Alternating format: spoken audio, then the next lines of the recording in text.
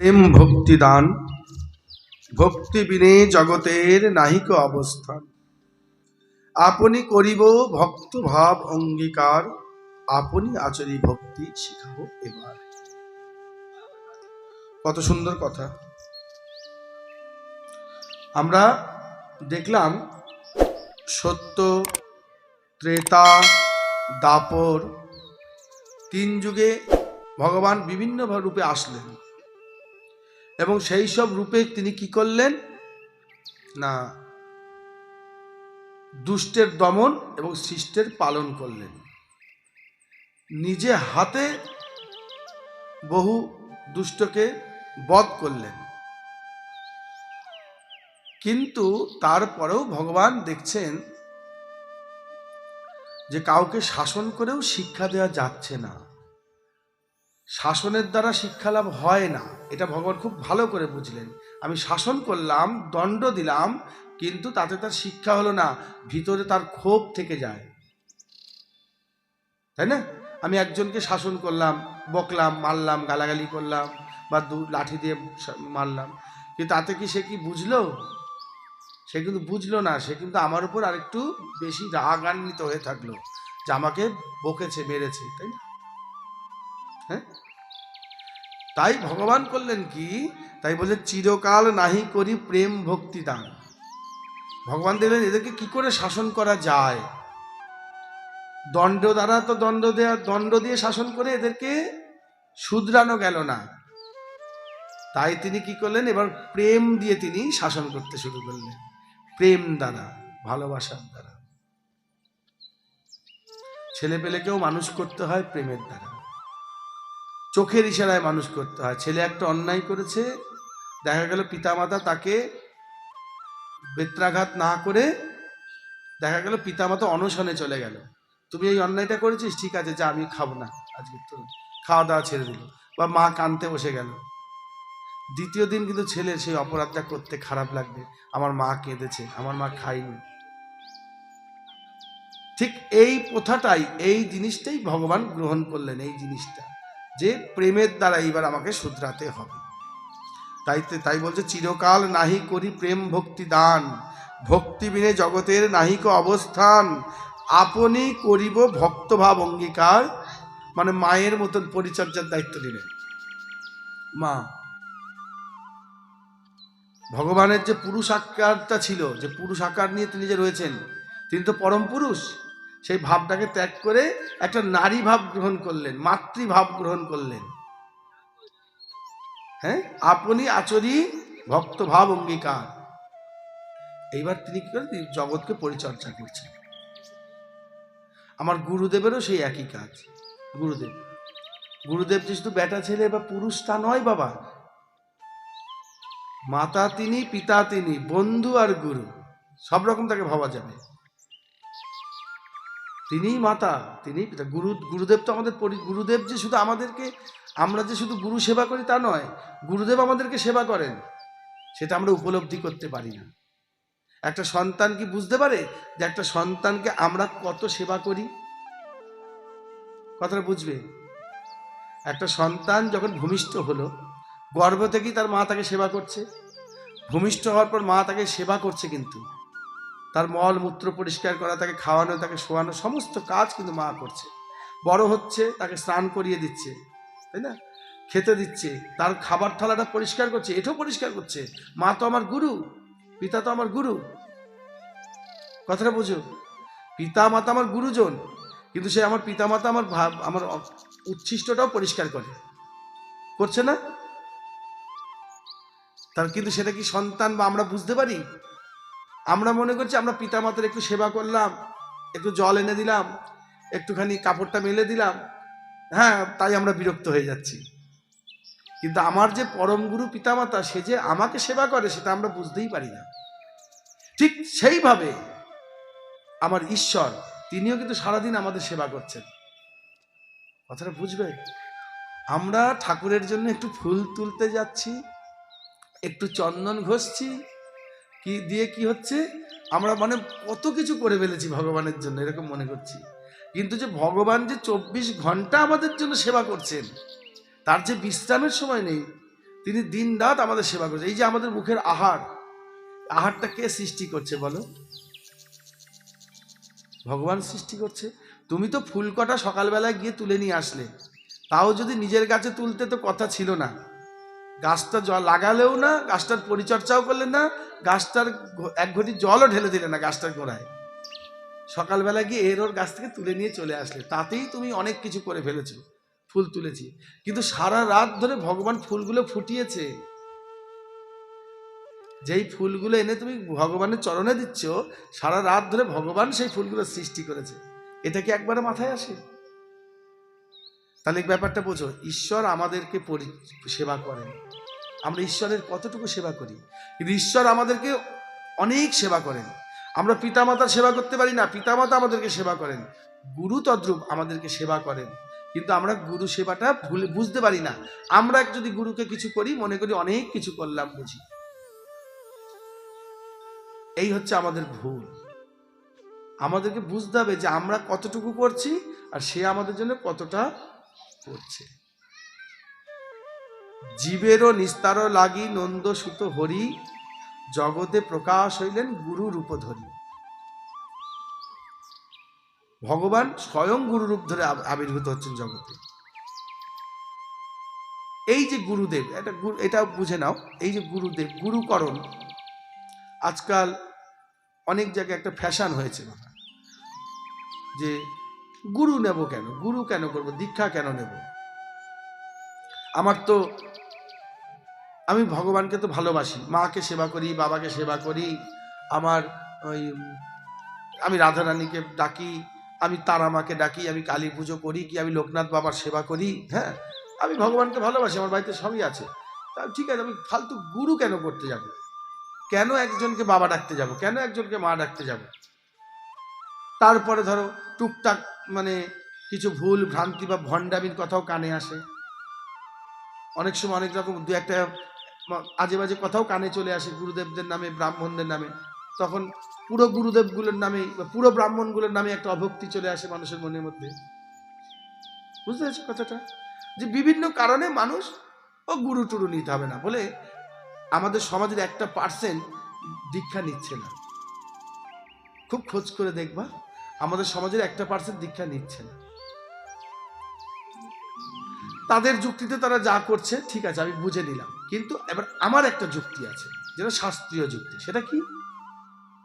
আমি যদি ভগবান মানি, আমি যদি শাস্ত্র মানি, যদি আমি ঈশ্বর মানি, তাহলে আমাকে একটা মানলে হবে না, যা যা বলেছে সব কটা কথাই মানতে হবে। বাবা 10টা কথা বললো, আমি বাবার 5টা কথা মানছি, 5টা কথা মানছি না, তাহলে তো হবে না। মানলে বাবার 10টা কথাই আমাকে শুনতে হবে। তো শাস্ত্র কিন্তু গুরু নেওয়ার কথা বারংবার বলেছে। অদীক্ষিত ব্যক্তি হাতের অন্ন জল গ্রহণ করাও নিষিদ্ধ করেছে। অদীক্ষিত, এই তুমি এখানে ছটফট করো, একদম চুপ করো, ছটফট করো, ঠিক আছে, ছটফট করো। অদীক্ষিত ব্যক্তি বলতে যে কাজটা করে, সে কাজটা পর্যন্ত ভস্যে ঘি ঢালা মতন হয়ে যায়। ছায়ের গাদায় যদি ঘি ঢালা হয়, তাতে কি উপকারটা হতে পারে? অদীক্ষিত ব্যক্তি যদি কোনো ক্রিয়া করে, সে কর্মটাও বৃথা হয়। আমি এগুলোও কানে নিলাম না, কিন্তু আমি আরেকটা জিনিস তো মনে রাখতে হবে, যে আমার ভগবান যতবার এই পৃথিবীতে এসেছেন, ততবার ভগবান দীক্ষা নিয়েছেন। কেন? ভগবান রামচন্দ্র তিনিও দীক্ষা নিয়েছেন বিশ্বামিত্র মুনির কাছে। ভগবান শ্রীকৃষ্ণ তিনিও দীক্ষা নিয়েছেন গর্গাচার্যের কাছে। চৈতন্য মহাপ্রভু দীক্ষা নিয়েছেন, তাই না? ঈশ্বরপুরীর কাছে, মধুবেন্দুপুরীর কাছে, এই যে ভারতী গোসাইয়ের কাছে দীক্ষা তো নিয়েছেন। তার মানে কি, দীক্ষার একটা প্রয়োজন কিন্তু আছে। যেহেতু ভগবান দেখালেন যে আমি নিজে ঈশ্বর হয়েও আমি কিন্তু দীক্ষা নিলাম। এই দীক্ষা নেওয়াটা কিরকম জিনিস? ধরো রাস্তায় কারেন্ট আছে, ট্রান্সফরমার আছে এবং হাই ভোল্টেজ লাইন রাস্তায় আছে। আশেপাশের বাড়িগুলোর দিকে তাকিয়ে দেখছি কি সবার বাড়িতেই লাইট জ্বলছে, আর আমার বাড়িতে fridge, TV, fan, light, heater সব কিছু আছে, কিন্তু কোনোটাই সুইচ টিপে কাজ হচ্ছে না। কেন? আমার বাড়িতে সব কিছু আছে গো, ওদের বাড়িতেও আছে, আমার বাড়িতেও আছে, আবার রাস্তাতেও কিন্তু কারেন্ট আছে। ওদের বাড়ির সব কিছু জ্বলছে, আমার বাড়ির কিছু জ্বলছে না। কেন? আমার যে মিটার বোর্ড, যেখান দিয়ে কারেন্ট আমার বাড়িতে ঢোকে, সেখানকার ফিউজের তারটা পুড়ে গেছে। কি পুড়ে গেছে? ফিউজের একটা তার থাকে, সেই তারটা কিরকম খুব সূক্ষ্ম এবং পাতলা তার, ওইটা মিটারের বোর্ডে লাগানো থাকে। কেন? ওইটা দিয়ে কারেন্ট আমার বাড়িতে ঢোকে, কিন্তু ওর মনটা খুব নরম, ওই তারটা। কোনো কারণে যদি বেশি কারেন্ট ঢুকে যায় আমার বাড়িতে, তাহলে আমার সব কিছু মেশিন টেশিন পুড়ে যাবে। তখন করে কি, ও নিজেই পুড়ে শেষ হয়ে যায়, আর কারেন্ট ঢুকতে পারে না। বুঝবে কথাটা? পাশের বাড়িতে পাশে বাজ পড়েছে, অনেক কারেন্ট বেড়ে গেছে, সে কারেন্ট তো ঢুকে যাবে আমার বাড়িতে। হ্যাঁ, তখন কি করছে, যেই ঢুকতে যাচ্ছে, মিটারে গেছে, তার যখন দেখছে যে বাবা অনেক ভোল্টেজ তো বাড়িতে ঢুকে যাবে, ও নিজেই পুড়ে গেল, ওই তারটা পুড়ে গেল। আর কি হলো, কারেন্টটা আমার বাড়িতে ঢুকলো না, আমার সমস্ত যন্ত্রপাতিগুলো বেঁচে গেল। ওই তারটা আবার লাগিয়ে দিলে আবার সব ঠিকঠাক। ওই তারটার নামই বাবা গুরুদেব। ওই তারটার কোনো দাম নেই, 5 থেকে 10 পয়সা দাম ওই তারটা। পাতলা সরু একটা তার, অল্প ভোল্টেজে বেশি বেড়ে গেলে সে গলে যায়, সেই তারটা দিয়ে কারেন্টের ব্যবস্থা করা আছে। ওই তারটার নাম গুরুদেব। কি করছেন? যিনি আত্মার সাথে পরমাত্মার সংযোগ স্থাপন করছেন, যিনি বিশ্ব ব্রহ্মাণ্ডের সঙ্গে আমার দেহটাকে এক করে দিচ্ছেন। তাই ঠাকুর রামকৃষ্ণদেব বলতেন, ঘটজ্ঞ ঘটক। গুরুদেবকে বলা হয় ঘটক। ও বাড়ির ছেলে আর এ বাড়ির মেয়ের যোগাযোগ করে বিয়ে থাওয়া ঠিক করে দিল, এইটুকুই কাজ। ঈশ্বরের পথে তাকে অগ্রসর করে নিয়ে যাওয়া, ঈশ্বরের সঙ্গে তার দেখা করিয়ে দেওয়া, মিলন করিয়ে দেওয়া, এটাই হচ্ছে গুরুর কাজ। এবার সেই গুরু, যিনি, যার মুখে সর্বদাই একটা কথাই থাকবে, যে স্কুলের মাস্টারের মতন, এই তুই পড়েছিস তো, পড়া দে তো, কাজ করেছিস, আর্নিক হয়েছে, জব হয়েছে, এই জিজ্ঞাসাগুলো গুরুদেবের কাজ। শিষ্যকে যেভাবে হোক তাকে পথে এগিয়ে নিয়ে যাওয়া। এবার কি হয়, একটা স্কুলের মধ্যে ছাত্র অনেক আছে, মাস্টার পড়াচ্ছে, সব ছাত্র তো নেয় না বাবা। ওখান থেকে কেউ ডাক্তার হয়, আবার কেউ ডাকাতও হয় ওই ছাত্রগুলোর মধ্যে থেকে। দিয়ে তাই বলে যে মাস্টারের দোষ তা কিছু না, গুরুর কোনো দোষই হয় না, গুরু সর্বদাই নির্দোষ। কারণ, সেটাও বলছি, কারণটা দেখো, বলছে বিশ্বাসে মিলায় বস্তু তর্কে বহুতু। তুমি যদি বিশ্বাস করতে পারো, সেই তোমার গুরু। গুরু মেলে লাখে লাখ, শিষ্য মেলে লাখে এক, সবাই গুরু হতে পারে। তুমি যাকে খুশি গুরু মেনে নাও, কিন্তু তোমার বিশ্বাসটা যেন অটুট থাকে। না, আমি একটা দামি গুরু পেয়েছি, তাহলে আমার উন্নতি হবে, এ কমা গুরু দিয়ে হবে না, এই চিন্তা ভাবনা থাকলে কিন্তু ভজন পথে এগোনো যাবে না। গুরু কমা হতে পারে, কিন্তু বীজ মন্ত্রটা কমা নয়, কথাটা বুঝবে। বীজ এমন একটা দোকান থেকে বীজ কিনে আনলাম যে দোকানদার দেখতেই ভালো না, দোকানদারের রূপ দিয়ে কি আমার ধানের ফসল ফলবে? বীজটা ভালো হওয়া চাই। তাই বীজটা যদি ঠিক মতন নাও, বীজটা যদি বিশ্বাস করো, বিশ্বাসে মিলায় বস্তু তর্কে বহুত। একটা গল্প বলি। এক গ্রামে এক গুরুদেব আসেন, তা একটু বেশ স্ট্যান্ডার্ড গুরুদেব। তো সেই গুরুদেব আসেন, তার অনেক ভালো ভালো শিষ্য তার আছে। এখন এক বুড়ি, সেই গ্রামেই বাস করে, একটু গরিব অভাবী মানুষ, মানে এদের সঙ্গে সমাজে চলে না, একটু কমা সমা মানুষ। তো সেই বুড়ি ওই গুরুদেবের কাছে দীক্ষা নিতে চায়, কিন্তু অন্যান্য শিষ্যরা গুরুদেবকে চোখ টেপাটেপি করে, বাবা ও থাকবে, ঠিক আছে, ও কি করবে, বুঝতে পেরেছ? এখন শিষ্য করে কি, ওই দীক্ষা নেবে, এই বুড়িটা রোজ গুরুদেবকে বলে যে আমাকে দীক্ষা দেন, আমাকে দীক্ষা দেন। তো গুরুদেব প্রতিবারই বলে সামনের বার এসে তোমাকে দেব, আবার নানা অছিলায় এড়িয়ে যায়। একদিন ওই বুড়ি করেছে কি, নদীর ধারে স্নান করে ঝোপের মধ্যে লুকিয়েছিল, আর গুরুদেব অন্যান্য শিষ্যদেরকে নিয়ে গিয়ে বেশ নদীতে স্নান করে আহ্নিক সেরে উঠে আসছে। যেই নাকি উঠে আসছে, ঝোপ থেকে লাফ দিয়ে বেরিয়ে ওই বুড়ি গুরুদেবের পা দুটো চেপে ধরে টান টান শুয়ে পড়েছে। এই ছাড়ো ছাড়ো ছাড়ো ছাড়ো, কি করছো কি করছো? বলে বাবা দীক্ষা দাও, দীক্ষা না দিলে আমি আজকে ছাড়ো। আরে না না না না, আজকে যখন তখন হয় না বাবা, যখন তখনই হয় বাবা। তুমি যখন দেবা সেটাই আমার বিশ্বাস, আমার জন্য কোনো পঞ্জিকা লাগে না, তুমি যা বলবা সেটাই আমার পঞ্জিকা। আরে যেখানে সেখানে হয় না বাবা, গঙ্গার তীর, এর থেকে পবিত্র জায়গা আর নেই বাবা। তুমি বলছে না ঠিক আছে পরে দেবো। বলছে বাবা পরে পর্যন্ত যদি আমি বেঁচে না থাকি, নিঃশ্বাসে নাহি বিশ্বাস কদারুদ্ধ ভবিষ্যতি, আমি এখন এই মুহূর্তে বেঁচে আছি, একটু পরে বেঁচে থাকবো কিনা গ্যারেন্টি আছে গো? অতএব দেরি করলে হবে না। শুভস্য শীঘ্রম অশুভস্য কালহরণম, শুভ কাজকে তাড়াতাড়ি করতে হয়, অশুভ কাজকে দেরি করে ভেবে চিন্তে করতে হয়। কোনো একটা খারাপ কাজ করতে গেলে 10 বার ভাবতে হবে, করবো করবো করবো। আর যদি কোনো ভালো কাজ হয়, কারোর সাথে আলোচনার দরকার নেই, আগে করে ফেলো। এটা হচ্ছে নিয়ম। তখন ওই জোর জবরদস্তি করেছে। গুরুদেব আর কি করে, গুরুদেব দীক্ষা দিল বুড়িকে। কি বললো? গুরু বলে দিকায় কানের কাছে একটা মন্ত্র দিল, বলে শোন, রোজ সকালে স্নান করে তুলসী তলায় দাঁড়িয়ে তুলসী গাছে এক ঘটি জল দিয়ে একটা তুলসী পাতা ছিঁড়ে নিবি, নিয়ে এই মন্ত্রটা জপ করবি। কি মন্ত্র বাবা? মন্ত্রটা বলি শোনো। হ্যাঁ, বলছে ধর ছাগলা পাতা খা, পাতা খেয়ে স্বর্গে যা। বুড়ি এখন রোজ স্নান করে এক ঘটি জল নিয়ে তুলসী গাছে ঢালে, আর সেই পাতাটা নিয়ে তুলসী তলায় দাঁড়িয়ে চোখ বুজে জপ করে, ধর ছাগলা পাতা খা, পাতা খেয়ে স্বর্গে যা, ধর ছাগলা পাতা খা, পাতা খেয়ে স্বর্গে যা, ধর ছাগলা পাতা খা, পাতা খেয়ে স্বর্গে যা, ধর ছাগলা পাতা খা, পাতা খেয়ে স্বর্গে যা। আর কোথা থেকে একটা বড় সড়ো কালো পাঁঠা ব্যাবা ব্যাবা করতে করতে ছুটে আসে, এসে ওই পাতাটা খেয়ে আবার ঘোত ঘোত করতে করতে চলে যায়। আর বুড়ি কিন্তু রোজ ওই পাতাটা খাওয়ানোর জন্য যতক্ষণ সেই পাঁঠাটা এসে পাতা না খায়, ততক্ষণ ওইভাবে তুলসী পাতা ধরে ডাকতে থাকে। বেশ কিছুদিন হয়ে গেছে। ভগবান এখন গুরুদেবকে স্বপ্ন দিচ্ছে, বাবারে তুই তো অনেক বড় গুরু হয়ে গেছিস, প্রচুর দামি দামি তোর শিষ্য আছে, সব তোর নাগাল কে, তুই এখন আমার থেকেও বড় বাবা।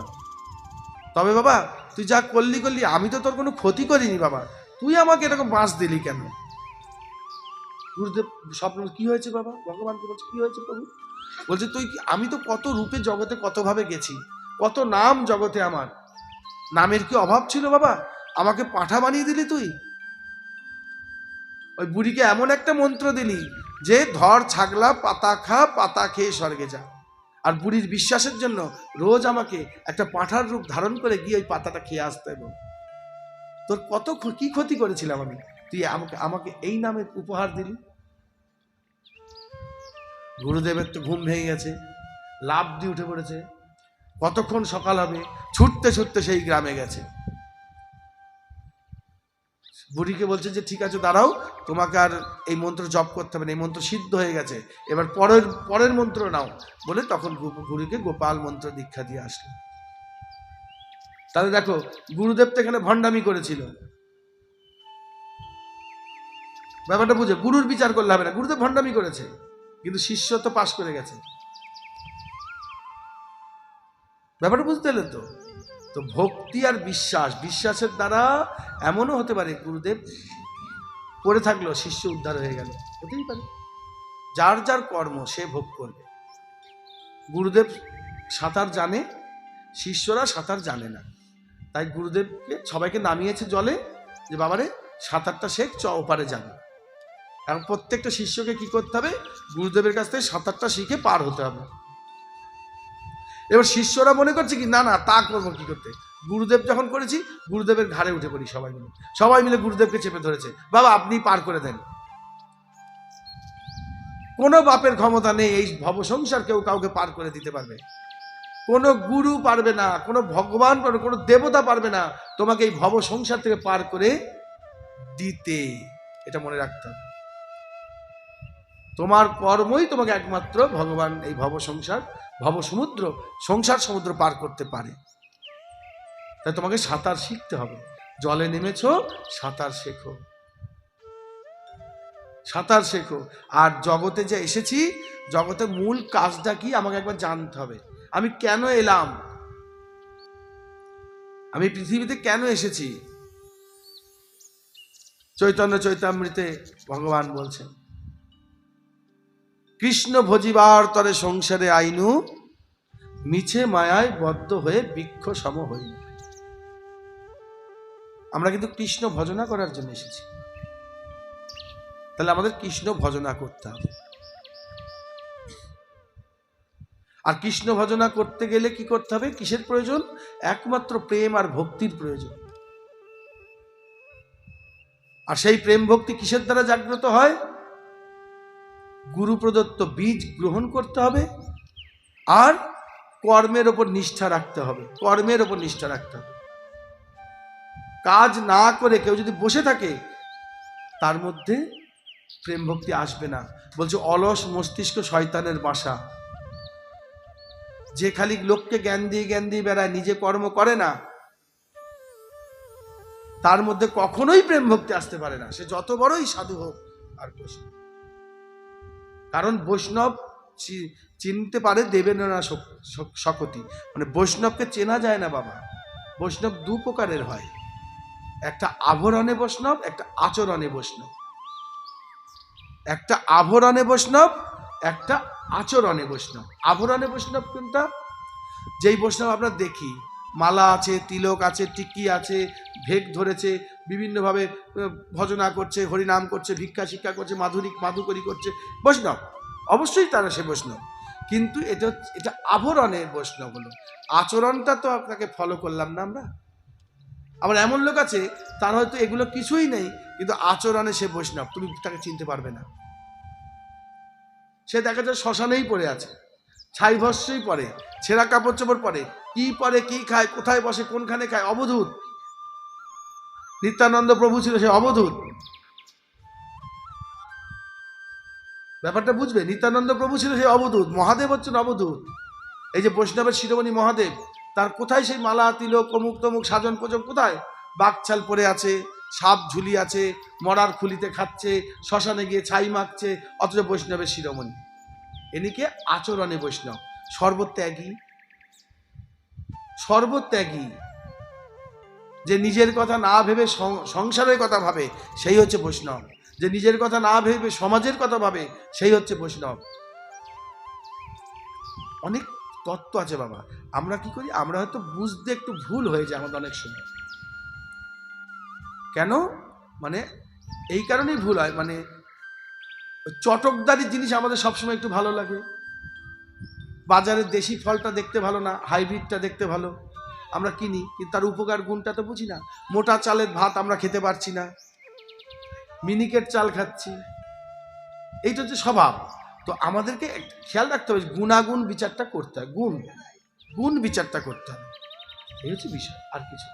যাই হোক, তো এইবার আমি এটাই বলতে চাইছি যে গুরুদেবটা প্রশ্ন নয়, যেই মন্ত্রটা দিয়েছে মন্ত্রের উপর বিশ্বাস আর ভক্তিটা বেশ প্রশ্ন। আর তার সঙ্গে কর্মকে যদি ভক্তির সঙ্গে মিশ্রণ না করা যায়, তো গুরুতত্ত্ব বাবা। কর্মের সঙ্গে ভক্তিকে যদি মিশ্রণ করা যায়, তবে সেই ভক্তিটা লাস্টিং করে, টেকে। অনেক রং আছে, দুদিন ধুয়ে রোদে দিলেই উড়ে চলে যায়। আর অনেক রং আছে, ছিঁড়ে গিয়ে নেতা হয়ে গেছে, তবু সেই জিনিসটার রং যাচ্ছে না। তাই তার জন্য দরকার, লাস্টিং করতে হলে কর্মের ওপর নিষ্ঠা রাখতে হবে। আরেকটা গল্প বলি শোনো, এই গুরুরই গল্প। এক গ্রামে এক গুরুদেব গেছেন, দুজন ভক্ত দীক্ষা নেন, খুব ধরেছে। তা গুরুদেব বললেন যে বাবা, এবছর সময়ও নেই আমার, আর আমি একটু ব্যস্তও আছি, তা তোমাদেরকে আগামী বছর আসবো যখন দীক্ষা দেব। ঠিক আছে বাবা, তাহলে দিবেন, আপনার কিন্তু অপেক্ষায় থাকবো। বলে ঠিক আছে।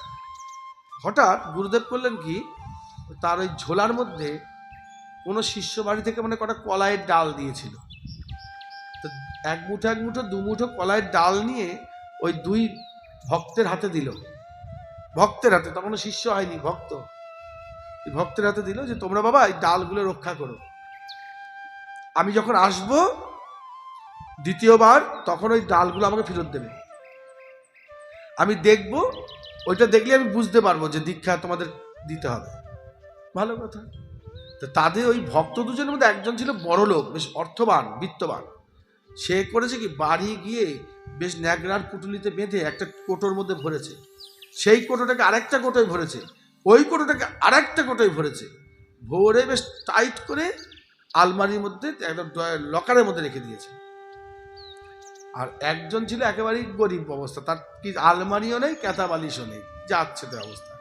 সে করবে কি, ওইটা নিয়ে গিয়ে খড়ের মাথায় গুজে রেখেছিল। কি করব, রাখি, দেখি কি করা যায়। এসে গেল বর্ষা,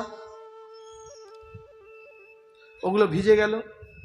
পরের বছর গুরুদেব আসলো না, তারপরের বছর আসলো না, তারপরের বছর গুরুদেব এসছে। 3 বছর পার হয়ে গেছে। যেই গুরুদেব এসছে, 2 ভক্তই গেছে, বাবা আপনি এলেন না, এত দেরি করলেন, বাবা এই যে আমাদের দীক্ষা দেবেন বলে। হ্যাঁ হ্যাঁ, তোমাদের দীক্ষা দেবো বলেছিলাম, ঠিক তো। আচ্ছা তোমাদেরকে কি কোনো নিশানা দিয়ে গেছিলাম? হ্যাঁ বাবা আমি নিয়ে আসছি বলে বড়লোক যে ভক্তটা, সে ছুটে বাড়ি চলে গেছে। বাড়ি গিয়ে আলমারি খুলে কোটোটা নিয়ে এসছে। এবার একটার পর একটা কোটো খুলেছে।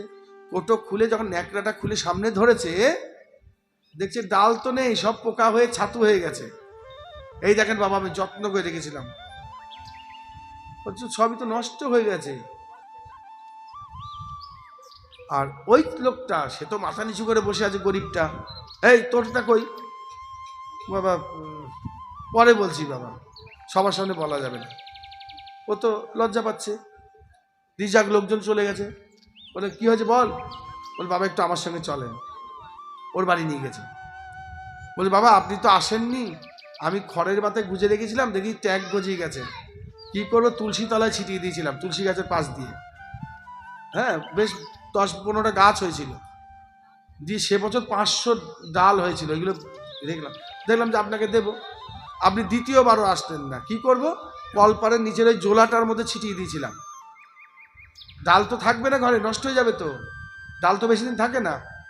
সেখান থেকে আবার 5 কেজি ডাল হয়েছিল, ভাবলাম আপনাকে দেব, আপনি এলেনই না। এই বছর আমার জমিতে সব ওই 5 কেজি ডাল চাষ করে দিয়েছিলাম। তা বাবা প্রায় 15 বস্তা ডাল হয়েছিল। হ্যাঁ, তা বুঝতেই পারছেন চাষের তো একটা খরচ আছে, আবার খাবো কি। হ্যাঁ বাবা 10 বস্তা খেয়ে ফেলেছি, বিক্রি করে খেয়ে ফেলেছি। 5 বস্তা আপনার জন্য রেখেছিল, আমার অপরাধ নেবেন না, আপনারটা খেয়ে ফেলেছি। গুরুদেব বলছে এটাই তো কাজ, আমারটা দিই আমাকে সেবা দিবি, ভগবানেরটা দিই ভগবানকে সেবা দিতে হয়, আর ভগবানের খেয়েই আমরা বেঁচে থাকি। শুধু কি ফলাতে শিখতে হয়। কথাটা বুঝবে। এই জগতে কোন জিনিসের ভগবানের অভাব আছে? কিসের প্রয়োজন যেটা তুমি না দিলে ভগবান নিতে পারবে না? গঙ্গার জল, সে ভগবানের সৃষ্টি। ফুল ফল, বেলপাতা, তুলসী পাতা, কোন জিনিসটা ভগবানের সৃষ্ট নয় বলো? তাহলে ভগবান কি সেগুলো খেয়ে নিতে পারে না, নিয়ে নিতে পারে না? মালা একটা গেঁথে নিতে পারতো না? তোমার অপেক্ষায় বসে আছে না, তোমার অপেক্ষায় বসে নেই ভগবান যে তুমি কি দেবে। শুধু তোমার ওই চেষ্টাটা দেখার অপেক্ষায় বসে আছে, তুমি তার জন্য কতটা ভাবো, তুমি তার জন্য কতটা ভাবো। সারাদিন খেটে খুটে স্বামী বাড়ি আসলো, কই গো একটু জল দাও, আর তার আগেই যদি জলটা শরবতটা বানিয়ে টেবিলে ঢাকা দেওয়া থাকে, স্বামীর বেশি ভালো লাগবে। ওই আমি আসার আগেই শরবতটা করে ঢাকা দিয়ে রেখেছি। কথাটা কি, তারই জিনিস তাকেই দেবো। ক্যাডবেরি নিয়ে আসলাম, ছেলের হাতে দিলাম, এনে ক্যাডবেরি খা। ছেলে করলো কি, ছাড়িয়ে বললো বাবা তুমি একটু খাও, তখন ভালো লাগবে। আর ছেলে যদি মনে করে বাবা দিল খেয়ে ফেলি, বাবার তো কতই আছে পয়সা, বাবা তো কিনেই খেতে পারে, কিন্তু বাবা যে কিনে খায় না সেটা ছেলেকে বুঝতে হবে যে বাবা পয়সা রোজগার করে, ক্যাডবেরিও কিনে আনে আমাদের জন্য। তাই বলে এই নয় যে দোকানে দাঁড়িয়ে 2খানা ক্যাডবেরি বাবা খেয়ে এসেছে। তাহলে আমি যখন খাবো তাহলে বাবার মুখে একটু দিই, আর ওইটার মধ্যে দিই প্রেমটা প্রকাশিত হয়। তাই বীজকে ফলানো শিখতে হবে, বীজকে বাড়ানো শিখতে হবে। তাহলে এখানে দীক্ষাটা কার হলো? ওই ব্যক্তিটাকে। গুরুদেব বললেন যে দেখো, তোমাকে বীজ দিয়েছিলাম, তুমি নষ্ট করে ফেলেছো, অতএব তোমাকে আমি বীজ দিতে পারবো না, তুমি ফলার চাষ জানো না। আমরা বলি না যে মানব জন্মিন রইলপতি, আবাদ করলে ফলতো সোনা। গুরুদেব তো বীজ দিয়ে দেবে, জমি তো আমার, মানব জমি, আর সেই জমির মধ্যে আমাকেই তো চাষটা করতে হবে। গুরুদেব শুধু বীজ দেওয়ার মালিক, তাই না? একটা পিতা কি করে? একটা পিতা কি করে? মাকে একটা বীজ দান করে। মাকেই কিন্তু সন্তানটা প্রসব করতে হয় বাবা, তাই না? এক হলে পুরুষ ও কৃষ্ণ, বাকি সব নারী। একমাত্র পুরুষ হচ্ছেন ভগবান, আর সেই ভগবান গুরুরূপে জগতে আসলেন, কি করলেন? শুধু বীজটা দেওয়ার জন্য, তাই তো? তাহলে সেই বীজটাকে ফলাবে কে? আমরা সবাই নারী তার কাছে। যে ফলাতে পারবা, যে সন্তান উৎপাদন করতে পারবা, সেই সিদ্ধ। আর যে পারবা না, বীজ নষ্ট হয়ে যাবে, ভক্তি লজ্জা বীজ পরিচর্যার অভাবে শুকিয়ে যাবে। তাই মহাপ্রভু এ জগতে কিভাবে আসলেন? একটা নারী রূপ ধারণ করে, মানে নারী ভাব নিয়ে, অঙ্গীকার নিয়ে, নিজে কৃষ্ণ, কিন্তু হা কৃষ্ণ হা কৃষ্ণ হা কৃষ্ণ করে কাঁদছে। কেন? ভজনা শেখানোর জন্য, আর প্রেম ভক্তির দ্বারা মনের মলিনতাটা দূর করার জন্য। আমরা যখন জন্মগ্রহণ করেছিলাম, আমাদের মনটা ছিল অতি পবিত্র, ওই শিশুর মতো পবিত্র, কিন্তু সেই পবিত্র মনটা নেই। কেন নেই? আমরা প্রতিদিন কাজকর্ম করার পর দিনে দুবার করে আমরা দেহটাকে ধুই, তাই না? সকালে একবার দেহটাকে ধুই, রাত্রে একবার ধুই। এমনকি জামা কাপড়গুলো 2 দিন 4 দিন পরি না, প্রত্যেক দিনের জামা কাপড় ধুয়ে দিই, আবার পরি, তাই না? কিন্তু যখন আমরা কাজগুলো করেছিলাম, কেউ অফিসে কাজ করেছে, কেউ গাড়ি চালিয়েছে, কেউ দোকানদারি করেছে, কেউ কীর্তন করেছে, কেউ এখানে ওখানে গেছে, প্রত্যেকটা মানুষ কাজের মধ্যেই তো থাকে। সেই কাজ যখন করে, সেই কাজটা কি শুধু দেহ দিয়েই করে, না তার মধ্যে মনটাও থাকে? বলো, তুমি একটা কাজ করছো, দুধ দুয়াচ্ছ, শুধু দেহটাই দুয়াচ্ছে, না মনটাও আছে তার মধ্যে? মনটাও আছে। হ্যাঁ, তুমি দুধের ছানা কাটছো, জাল দিলে, দুধটা জুড়ালে, অ্যাসিড দিলে, কি করছো, ছানাটা কাটছো, তো তোমার সেখানে মনটা কাজ করছে না? কারণ এটা পাগল হলে তো ছানাটা কেটে দিতে পারবে না, সে কি ঢালতে কি ঢেলে দেবে তার ঠিক নেই। তাহলে দেহর সঙ্গে মনটাও ছিল, কিন্তু যখন সারাদিনে আমরা দেহ পরিষ্কার হতে চাইলাম, তখন দেহটাকে ধুলাম, বস্ত্রটাকে ধুলাম, মনটাকে তো ধুতে পারলাম না। মনটাকে তো ধোয়া হচ্ছে না, হচ্ছে কি? আর যেহেতু ধুতে পারলাম না, কি হলো? একটা সাদা কাপড় যদি কেউ 15 দিন পরে, কেমন কালার হয়ে যাবে? যদি 1 মাস পরে কি অবস্থা হবে? যদি 6 মাস পরে কি অবস্থা হবে? যদি 1 বছর ধরে একটা কাপড়ই পরে থাকে কেউ, তার সেই কাপড়টার কি অবস্থা হবে? আজকে 50 বছর ধরে ওই কাপড়টা পরে আছি, কাপড়টা ধুতেই পারলাম না। 50 বছর ধরে মনটাকে ধুতে পারলাম না। তাহলে মনটা কতটা নোংরা হয়ে গেছে? মনটা কতটা নোংরা হয়ে গেছে? তাই চৈতন্য চৈতামিতে বলছে, চেত দর্পণ মার্জনম ভব মহাদাবাগ্নি নির্বাপনম। এই যে চেতনা দর্পণ, এই যে মনের বসন, এটা ময়লা হয়ে গেছে। ময়লা হয়ে গিয়ে কি হচ্ছে? আমরা আর ভগবানকে দেখতে পাচ্ছি না, ঈশ্বরকে অনুভব করতে পারছি না, প্রেম ভক্তি বুঝতে পারছি না, আমাদের মনটা কলুষিত হয়ে গেছে। যেমন ঘর ঝাড়তে হয়, যেমন দেহকে পরিষ্কার করতে হয় শ্যাম্পু সাবান দিয়ে, সার্ফ সোডা দিয়ে, যেমন জামা কাপড় কাচতে হয়, ওমা মনটাকেও কাচতে হয়, মনটাকেও কাচতে হয়। কিন্তু মনটা কি দিয়ে কাচবা? এখন বাড়ি গিয়ে যেন সার্ফ সোডা খেয়ে ফেলো না, তাহলে আবার আমার জেল হয়ে যাবে। মনটাকে কাচতে হয় কিভাবে? বলছে একমাত্র হরি কথা শ্রবণ করলে, ভাগবত কথা শ্রবণ করলে, ঈশ্বরের নাম করলে, ঈশ্বরের অভিমুখে থাকলে, তখন কি হয়? মনের মলিনতাটা আস্তে আস্তে দূর হয়ে যায়। জয় জয় শ্রীমদ ভাগবত প্রেমানন্দে। হরি হরি বল মন, হরি বল।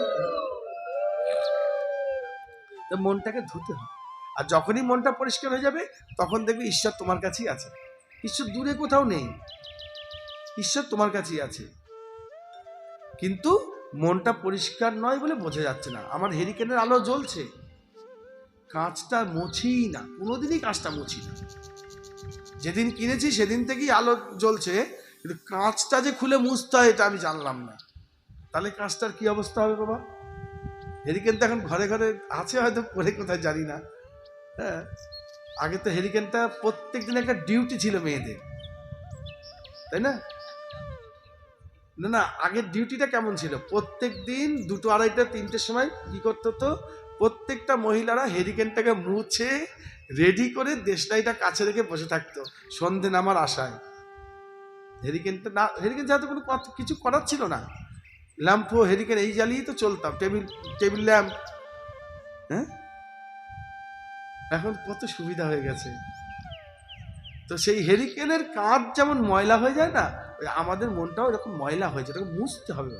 আর মুছতে গেলে একমাত্র ভগবানের নামের দ্বারাই মোছা যায়। ভগবানের নামের দ্বারাই সেই মনটাকে মোছা যায়, পরিষ্কার হয়। তাই জন্য কি করতে হয়? আমরা যতই সংসারে কাজ করি না কেন, আমাদের উচিত হচ্ছে নিয়মিত হরিকথা শ্রবণ করা, ভাগবত কথা শ্রবণ করা, গীতা পাঠ করা, ঈশ্বরের নাম জপ করা। কয়েকটা কাজ আমাদের আছে, কয়েকটা কাজ আছে মা, ভালো করে বুঝবে। যেমন একটু অন্য কথা বলি,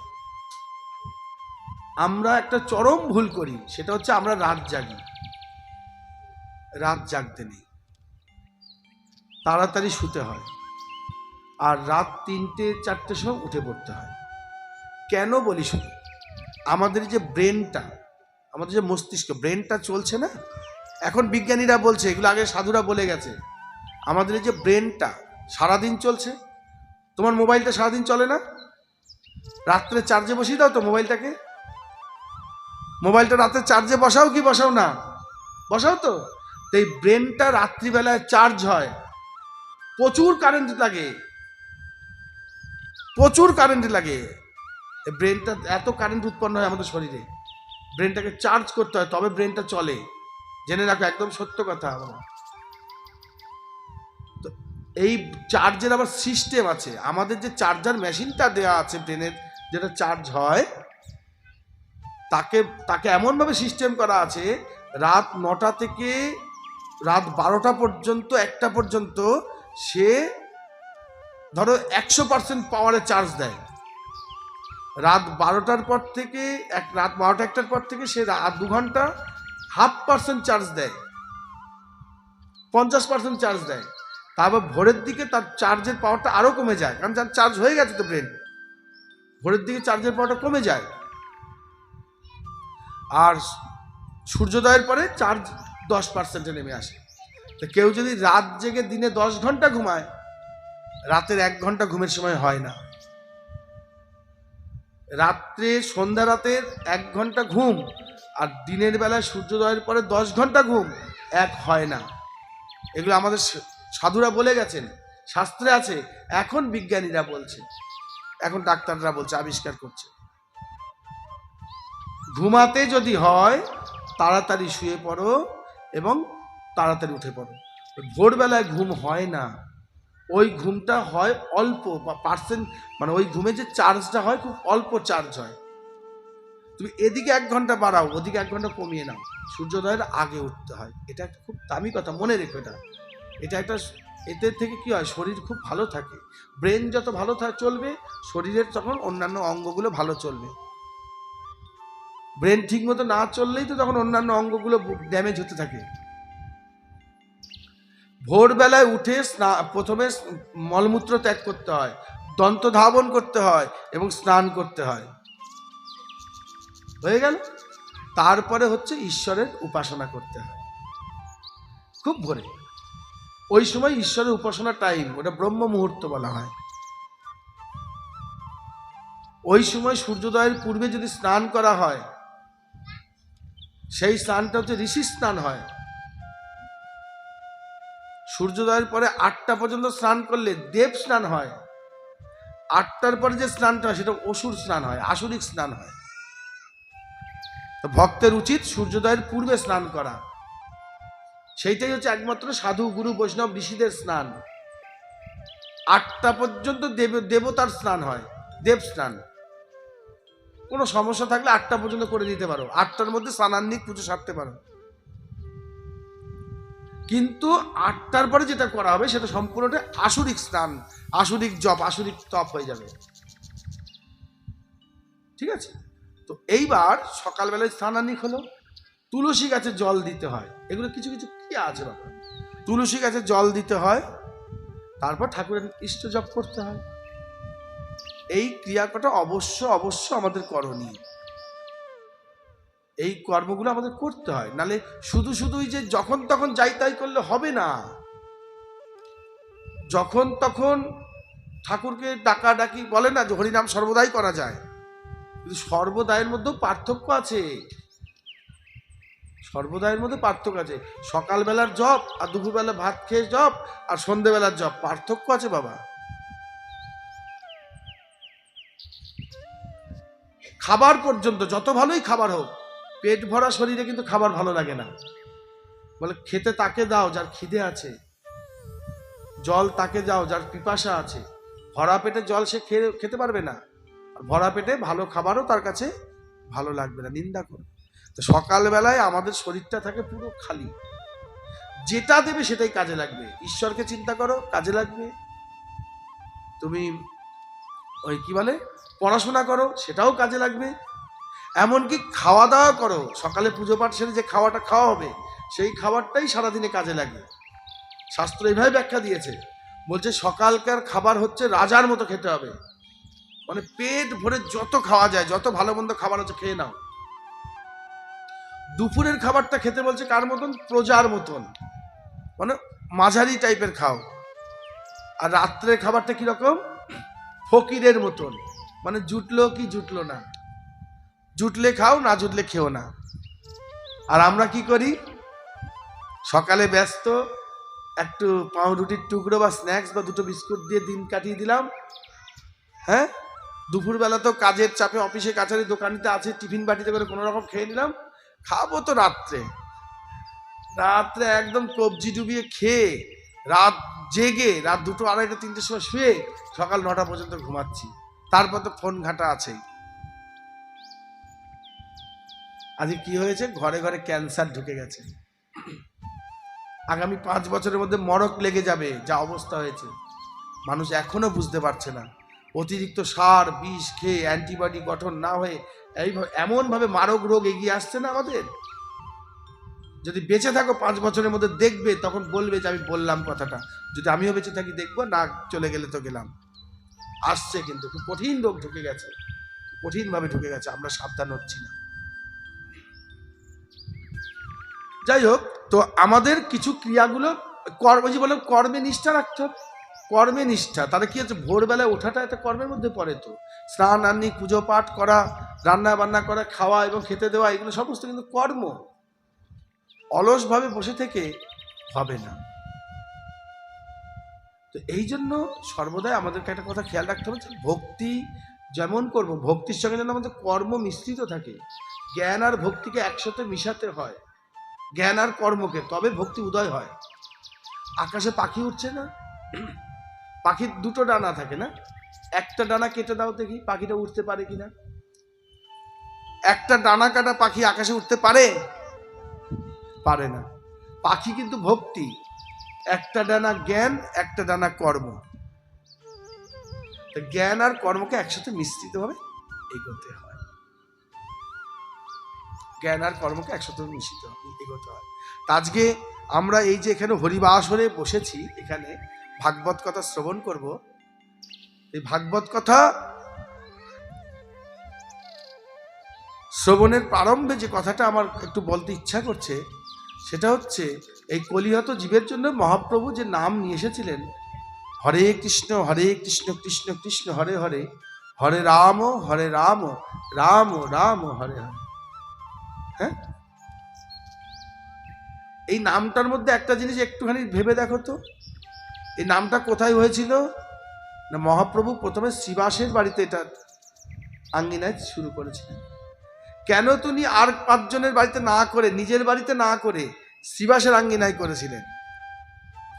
কারণ এই নামের প্রচারক ছিল আদি অনন্তকাল ধরে শ্রীবাস। শ্রীবাস ঠাকুরটি কে? তিনি হচ্ছেন দেবর্ষি নারদ। সর্বদাই তিনি নারায়ণ নারায়ণ করে ভগবানের নাম বিনা বাজিয়ে বাজিয়ে করে, তম্বুরু বাজিয়ে বাজিয়ে গান করে বেড়াতেন। আজকে গৌরাঙ্গ লীলায় তিনি শ্রীবাস ঠাকুরের জন্মেছেন। তাই ভগবান দেখো, তিনি ভুলে যাননি যে আমার নামের প্রচারক শ্রীবাস। তাই নামটাকে কোথায় চালু করলেন? শ্রীবাসের আঙ্গিনায়। এবং কি বললেন? পৃথিবীতে আছে যত নগরাদি গ্রাম, সর্বত্র প্রচার হইবে মোর এই হরিনাম। এখন দেখো পৃথিবীর সমস্ত দেশে এই হরিনাম ছড়িয়ে গেছে। আর এই নামে কত শান্তি। একটা কথা একবারে বেশি 2 বার বললে আমাদের কানে জ্বালা ধরে। ছেলে যদি একটা কথা 10 বার বলে মাথা গরম হয়ে যায়, তাই না? কানের কাছে ঘ্যান ঘ্যান করিস না তো। কিন্তু হরে কৃষ্ণ হরে নাম সারাদিন ঘ্যান ঘ্যান করলেও কিন্তু কানে ঝালা পোলা হয় না। হয়? বিরক্ত বোধ লাগে? লাগে না। এমনই এই নাম গোলক বৃন্দাবন থেকে মহাপ্রভু নিয়ে এসেছিলেন। এই নামের নাম মানে, নামটার কি উচ্চারণ বলছে? তারক ব্রহ্ম নাম। তারক ব্রহ্ম নাম আমাদেরকে জীব, কলিহত জীবকে তারণ করবে, উদ্ধার করবে। এই ব্রহ্ম নাম, ব্রহ্ম, ব্রহ্মা নয়, ব্রহ্ম। এখানে আমাদের বুঝতে হবে ব্রহ্মা হচ্ছেন জগৎ সৃষ্টি করেছিলেন, কিন্তু ব্রহ্ম শব্দটা হচ্ছে একমাত্র ভগবান। ভগবানের নাম ব্রহ্ম। ব্রহ্মের সন্তান বলে ইনার নাম হচ্ছে ব্রহ্মা।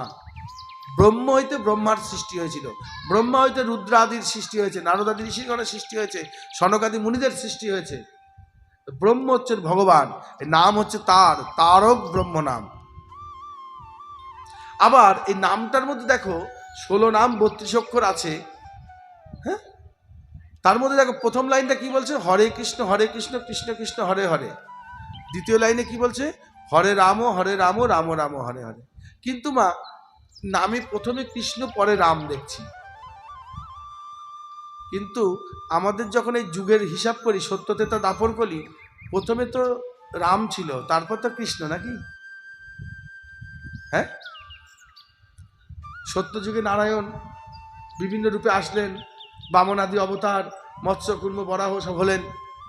হ্যাঁ, পরশুরাম, তারপরে ত্রেতাতে রামচন্দ্র, তারপরে কৃষ্ণ। কিন্তু নামের মধ্যে আগে কৃষ্ণ পরে রাম, কেন জানো এটা? আগে জন্ম কার হয়েছিল, কৃষ্ণের না রামের? হ্যাঁ, আগে তো রামের, তেতাতে রাম, তারপরে কৃষ্ণ। কিন্তু নামের মধ্যে দেখো আগে কৃষ্ণ পরে রাম। হরে কৃষ্ণ কৃষ্ণ কৃষ্ণ হরে হরে, পরের লাইনে বলছে হরে রাম রাম রাম হরে। কেন জানা আছে? আমাদের এই যে 4টে যুগ, সত্য, ত্রেতা, দাপর, কলি, এইভাবে সাজানো ছিল না। আগে ছিল সত্য যুগ, তারপরে ছিল দ্বাপর যুগ, তারপরে ত্রেতা, তারপরে কলি, এটাই সিস্টেম। সত্য যুগের পরে দাপর মানে দ্বিপ্রহর, ত্রেতা মানে 3 প্রহর, কলি হচ্ছে রাত্রি, ভোর কলি।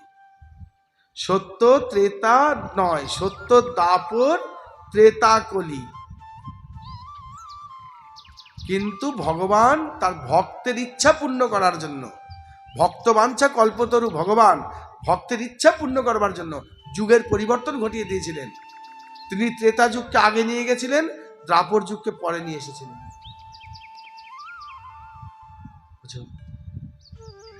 ভক্তের ইচ্ছা তিনি সর্বদাই পূরণ করে থাকেন, তাই তার নাম ভক্ত বাঞ্ছা কল্পতরু। ভক্তের ইচ্ছা কখনোই অপূর্ণ রাখেন না। ভগবানের অতি প্রিয় এই ভক্ত, কিন্তু আমরা সেটা বুঝতে পারি না। আমরা বুঝতে পারি না। আমরা কি করি? আমরা সারা জীবন ষড়রিপুর তাড়নায় কাম, ক্রোধ, লোভ, মোহ, মদ, মাৎসর্য এইগুলো নিয়েই কাটিয়ে দিই। কামনা বাসনার শেষ নেই, এটা চাই ওটা চাই সবসময় চলছে। লোভ, পরের কিছু দেখলেই লোভ হয়। অহংকার, মোহ, সংসারের প্রতি, সন্তানের প্রতি মোহ, মাৎসর্য মানে হচ্ছে পরের প্রতি হিংসা করা, কারো কিছু ভালো দেখলে আমাদের গা জ্বলে। কাম, ক্রোধ, লোভ, মোহ, মদ, মাৎসর্য এইসব জ্বালায় আমরা জ্বলছি। আর কি করছি? অর্থ উপার্জন করছি, খালি অর্থ। দেখো আজকে কি করছি, আমাদের একটা কত বড় কাজ, বাড়ি করছি, গাড়ি করছি, টাকা পয়সা জমাচ্ছি, ব্যাংক ব্যালেন্স করছি, সবকিছু করছি। যদি কেউ প্রশ্ন করে, এই তুমি এত টাকা জমাচ্ছ কেন গো, তুমি এত বড় বাড়ি করলে কেন গো, তুমি দুখানা বিয়ে করলে, 4-5টা বাচ্চা করলে কেন গো, উত্তর কি দেবা বলো তো? উত্তরটা হচ্ছে রেখে যাব তাই। তাই তো? তুমি 20 বিঘে জমি করে ফেললে কি করে গো, কেন করলে? রেখে যাব। তুমি 3 তলা বাড়ি করলে কেন? রেখে যাব। তুমি এত 40 ভরি গয়না করেছো কেন? রেখে যাব। তোমার ব্যাংকে কোটি কোটি টাকা কি জমালে কেন? খেলে না দিলে না, টাকাগুলো জমালে? রেখে যাব। তাহলে কেউ যদি কোথাও বেড়াতে গিয়ে সেখানে সব রেখে আসবার চিন্তা ভাবনা করে, তাহলে তার মতো বোকা কে আছে? তুমি বেড়াতে গেলে পুরীতে গিয়ে ওখানে তুমি সবকিছু রেখে আসলে, কারণ তুমি পুরীতে চিরদিন থাকবে না তো, তোমার চলে আসতে হবে তো। গয়া, কাশী, বৃন্দাবন যেখানেই যাও বেড়াতে, বাড়ি ফিরবা না? আর বাড়ি ফেরার সময় কি করবা? সেগুলোকে নিয়ে আসবা তো, যেগুলো কিনেছো, যেগুলো সংগ্রহ করেছো, যা জোগাড় করলে সেগুলো বাড়ি নিয়ে আসবা তো। কিন্তু এমন জায়গায় বেড়াতে এসেছো, এখান থেকে বাড়িতে ফিরিয়ে নিয়ে যাওয়ার মতো কোনো ব্যবস্থা নেই, সব এখানে পড়ে থাকবে। অথচ তুমি এগুলো বানাচ্ছ এখানে বসে বসে। রেখে যাব তাই, রেখে যাব তাই, রেখে যাব তাই, রেখে যাব তাই।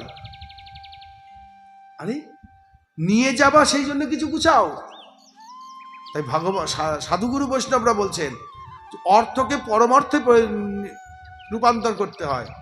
অর্থ অর্থ অনর্থের মূল।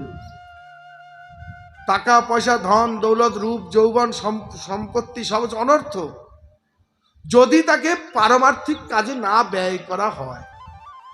আমার গায়ে শক্তি আছে, আমি ভগবানের সেবায় সেই শক্তিটা ব্যয় করলাম না, একদিন পস্তাতে হবে। আমার জিহ্বা আছে, দাঁত আছে, আমি সুন্দর হরিনাম করতে পারি উচ্চস্বরে, হরে কৃষ্ণ করতে পারি, করলাম না। দাঁত পড়ে যাওয়ার পর তখন বলতে যাচ্ছি হরে কৃষ্ণ, আর বেরোচ্ছে না, কৃষ্ণ বেরোচ্ছে। হ্যাঁ, দুর্গন্ধ মুখ দিয়ে স্পাইডিয়া হয়ে গেছে, তখন হরিনাম করছি। থাকতে না করে অসময়ে করতে গেলে তো হবে না বাবা। বুড়ো বয়সে বিয়ে করতে গেলে তার বাচ্চা কাচ্চা হবে না, তারও তো একটা সময় আছে। সব কিছুর যেমন সময় আছে, ভজনারও কিন্তু একটা সময় আছে। বলছে থাকতে শুরু করো, যে না পরে করব, এটা নয়। তাই অর্থকে পরমার্থে নিয়োজিত করতে হয়। যেই অর্থ, টাকা পয়সা, ধন সম্পত্তি আছে, সেটাকে দিয়ে ঈশ্বরের সেবা করতে হয়। কিছু তীর্থ করো, কিছু দান ধ্যান করো, কিছু ভগবানের সেবায় নিয়োজিত করো, ভগবানের জন্য ভালো ভালো প্রসাদ আয়োজন করো, তুমিও পাও প্রসাদ, আরো 5 জনকে দাও। নকুল দানা খাইয়ে খাইয়ে খাইয়ে ব্যাংকে পয়সাগুলো রেখে যাবে। লাস্টে কি হবে? এই পয়সাগুলো যে কে যে খেয়ে নেবে তার ঠিক নেই বাবা, উই পোকা লাগবে। বিশ্বাস করো, অনেক অনেক ধনীদের বাড়িতে, অনেক অনেক বড় লোকদের সম্পত্তিতে পোকা লেগে যায়, উই লাগে, মানে খাওয়ার লোক নেই। আমি কিন্তু বলছি না উড়িয়ে দাও, আমি বলছি তোমার পয়সা তুমি কষ্ট করে রোজগার করছো, তুমি ভোগ করো, ভগবানকে নিবেদন করে ভোগ করো। বাজার করে এনে রান্না করে তুমি খাচ্ছ, ঠিক আছে, তুমি বাজারও করো, রান্নাও করো, খাওয়ার আগে নিবেদন করে নাও, তারপর খাও। তাহলে সেটা কি হচ্ছে? প্রসাদে পরিণত হচ্ছে। এই সংসারটা যখনই করতে হবে, সংসার আমাদের করতেই হবে, সংসারটা ছাড়া জগতে আর কিছু নাই। ভগবান এই সংসার সৃষ্টি করেছেন। এই যে সাধু গুরু বৈষ্ণব যত আমরা মহাপুরুষদের দেখছি, এরা কেউ আকাশ থেকে পড়েনি বাবা, এরা সংসারই এসেছে, কোনো না কোনো মা তার গর্ভে ধারণ করেছে। তাই সংসারকে অবহেলা করলে হবে না, কিন্তু সংসারটাকে মন্দিরে পরিণত করতে হবে। কিভাবে? বলছে এক হাতে যেমন সংসার করবে, আর এক হাত সবসময় ঈশ্বরকে ছুঁয়ে থাকবে, ঈশ্বরকে ছুঁয়ে থাকবে। আমি এখানে বসে আছি, সামনের দিকটা যেমন দেখছি, আমাকে পিছন দিকটাও ভাবতে হবে। একদিকে তাকিয়ে থাকলে হবে না, কারণ এই জগৎটা যেমন আমার কাছে সত্য, আমি রয়েছি, আবার এই জগৎটা একদিন আমার কাছে মিথ্যা হয়ে যাবে। তো সেই জগতের জন্য আমাকে কিন্তু কিছু করতে হবে, কিছু ভাবতে হবে। এই কথাটাই হচ্ছে মূল কথা। তাই জন্য আমরা কি করি, আমরা ভুল করি, আমরা ভগবানের চিন্তা না করে নিজের চিন্তাটা নিয়েই ব্যস্ত থেকে যাই। কিন্তু ভগবানটা কত দয়ালু, এই গল্পটা বলি কিভাবে সত্য তেতা দাপর হলো। গৌতম মুনি, তার স্ত্রীর নাম অহল্যা। গৌতম মুনির স্ত্রীর নাম অহল্যা। দেবরাজ ইন্দ্র, সংক্ষেপে বলো বাবা, দেবরাজ ইন্দ্র ছাত্রের বেশ ধরে গৌতম মুনির বাড়িতে পড়াশোনা করতে আসলেন, এবং গুরুমায়ের প্রতি তার দৃষ্টি গেল। তিনি একটা ছলনার আশ্রয় নিলেন। তিনি কি করলেন, গুরুদেবকে ভোরবেলায় ওই যে 3টের সময় উঠে গৌতম মুনি যখন স্নান করতে যায়, ঠিক তারও আগে পাখি দেখে গেল। গৌতম মুনি মনে করলেন সকাল হয়ে গেছে, স্নানে চলে গেছে, আর মুনির বেশ ধরে তিনি গুরুমায়ের কাছে গেলেন। গৌতম মুনি ঘাট থেকে ফিরে এসে দেখছেন কি আজকে অনেক তাড়াতাড়ি চলে এসেছিলাম, বাড়ি ফিরে এসছেন, এসে গুরুমাকে দেখছেন যে আলু থালু ভাবে পড়ে আছে, অহল্যাকে। গৌতম মুনি বলে কিরম ব্যাপার হলো? বলে আপনি আমার কাছে ছিলেন। বলে না, আমি স্নানে গেছিলাম। তখন মুনি ধ্যান করলেন, ধ্যানস্থ হয়ে বুঝতে পারলেন যে দেবরাজ ইন্দ্র এই কুকর্ম করেছে। মদন দেবের প্রভাবে গ্রহরাজের দৃষ্টিতে দেবরাজ ইন্দ্রের মতিভ্রম ঘটে গেছিল। জ্যোতিষশাস্ত্র মতে গ্রহরাজের দৃষ্টি, আর শাস্ত্রেও আমরা পাচ্ছি যে সেই মদন দেব সবাইকে পরীক্ষা করেছেন, দেবরাজ ইন্দ্রকেও পরীক্ষা করেছিলেন। আর দেবরাজ ইন্দ্র এত বড় খারাপ কাজটা তিনি করে ফেলেছিলেন। এখন গৌতম মুনি দেবরাজ ইন্দ্রকে অভিশাপ দিলেন, তোমার সারা শরীরে যোনি চিহ্ন হয়ে যাবে। আর অহল্যাকে অভিশাপ দিলেন যে তুমি পাথরে পরিণত হও। তখন অহল্যা পাথরে পরিণত হয়। তখন অহল্যা বলেছিলেন যে আমি তো পাথরে পরিণত হয়ে যাচ্ছি আপনার অভিশাপে, ঠিক আছে, কিন্তু আমার উদ্ধার কি করে হবে? তখন গৌতম মুনি বলেছিলেন ভগবান যখন রাম অবতারে আসবেন, তার পাদস্পর্শে তুমি আবার মানুষ হয়ে যাবে, আবার তোমার দেহ ফিরে পাবে। ভালো কথা, সত্য যুগের ঘটনা। এবার ওই গৌতম মুনি আর অহল্যার পুত্রের নাম শতানন্দ। শতানন্দ দেখলেন যে আমার মা তোর দোষ নেই, আমার মায়ের এই এত বড় শাস্তি, তাহলে আমার মায়ের সেবা আমায় করতে হবে। সেই জন্য শতানন্দ কি করলেন, সাধনায় বসে পড়লেন, ভগবানের ধ্যান করতে লাগলেন। দীর্ঘদিন তপস্যা করার পর ভগবান যখন দেখা দিলেন, ভগবান বললেন শতানন্দ তুমি কি চাও? বলছে আমার মাকে উদ্ধার করো। বলছে তো হবে, আমি রাম অবতারে যাব, আমার পাদস্পর্শে তোমার মা আবার পাষাণী থেকে মানবী হয়ে যাবে। শতানন্দ কি বলছেন, না ভগবান, এখন সত্যযুগ চলছে, এরপর দ্রাপর আসলে কৃষ্ণ অবতার আসবে, তারপর তাতে রাম হবে। তা তো হবে না, আমি অতদিন মাকে ফেলে রাখতে পারবো না, অতদিন মাকে ফেলে রাখতে পারবো না, তুই মাকে উদ্ধার করো। তখন ভগবান শতানন্দের কথা রাখতে, সামান্য একটা ভক্তের কথা রাখতে কি করলেন, একটা যুগের পরিবর্তন ঘটিয়ে দিলেন। সত্য যুগের পরেই ত্রেতাকে নিয়ে গেলেন, তারপর দাপর, তারপর কলি। সকালের পরেই বিকেল হয়ে গেল, দুপুর পরে আসলো। তাই ভক্ত, এই জন্য ভগবানকে বলা হয় ভক্ত বাঞ্ছা কল্পতরু। সেই জন্য তাই মহাপ্রভু সেটা জানতেন। মহাপ্রভু কিন্তু যুগ পরিবর্তন হয়েছে, নাম পরিবর্তন করেননি, নাম কিন্তু সোজা রেখে দিয়েছেন। আগে গোবিন্দকে রেখে তারপর রামকে রেখেছেন। হরে কৃষ্ণ কৃষ্ণ কৃষ্ণ হরে হরে, হরে রাম রাম রাম হরে। কলিহত জীবকে উদ্ধার করার জন্য, কারণ সত্য যুগে ছিল সত্য ধর্ম, ত্রেতায় ছিল যাগযজ্ঞ, দাপরে ছিল সেবা পরিচর্যা, আর কলিতে হচ্ছে, দাপরে ছিল দান, আর কলিতে হচ্ছে সেবা বা নাম। এই যে নাম, তাই জন্য মহাপ্রভু বলছেন কি, হরেন নাম হইব কেবলম, কলৌ নাস্তেব গতিরন্যতা। কলিযুগে অন্য কিছুর দ্বারা গতিলাভ হবে না। প্রত্যেকটা জিনিস ভেজাল হয়ে গেছে বাবা, প্রত্যেকটা জিনিস ভেজাল হয়ে গেছে। এই যে বাড়ি বাড়ি বিগ্রহ প্রতিষ্ঠা করা, এগুলো শাস্ত্রীয় কথা নয়। অনেক বাড়িতে এখন মন্দির প্রতিষ্ঠা হচ্ছে, অনেক বাড়িতে বিগ্রহ প্রতিষ্ঠা হচ্ছে, এগুলো শাস্ত্রীয় বচন নয়। বাড়ির মধ্যে শৌচ অশৌচ অনেক সমস্যা থাকে, দুঃখ বেদনা থাকে, বাড়ির থেকে আলাদা করতে হয় মন্দির। কারণ মন্দির মন্দির থাকবে, বাড়িতে চলবে না। মন্দির প্রাঙ্গণে শরীর খারাপ নিয়ে তো কেউ পা দেবে না, কিন্তু বাড়ির মধ্যে যদি মন্দির হয় শরীর খারাপ নিয়ে ঘুরবে। বুঝো কথাটা? মাছ মাংস খাচ্ছে, অসুখ হচ্ছে, কারো একটা বাচ্চা হলো, কেউ মারা গেল, মন্দিরকে সম্পূর্ণ দান করে দিতে হয়। বলছে ঘট পট প্রতিমা সেবার পদ্ধতি, ঘটে পুজো করতে হয়, ঘটে পুজো সব থেকে শ্রেষ্ঠ। তার অধিক হলে পরে পট মানে পিকচার, ছবিতে পুজো করতে বলছে। প্রতিমা পুজোটা খুব একটা ভালো পুজো নয়। আর আজকাল আমরা প্রতিমা নিয়েই মেতে উঠেছি, সব জায়গায় বড় বড় প্রতিমা, বুঝবে? হ্যাঁ, তো এই যে মন্দির প্রতিষ্ঠা করা, এটা নিষিদ্ধ। তারপরে যেখানে সেখানে যখন তখন ভোগ হয় না, যত্রতত্র অন্নভোগ চলে না, কিন্তু এগুলোও চলছে। সব দেবতা সব জায়গায় পুজো হয় না। শনি দেবতার পুজো বলা আছে গঙ্গার তীরে করতে, সেই শনি দেবতাকে ঘরের বারান্দাতে ফ্ল্যাটের ছাদেও করা হচ্ছে।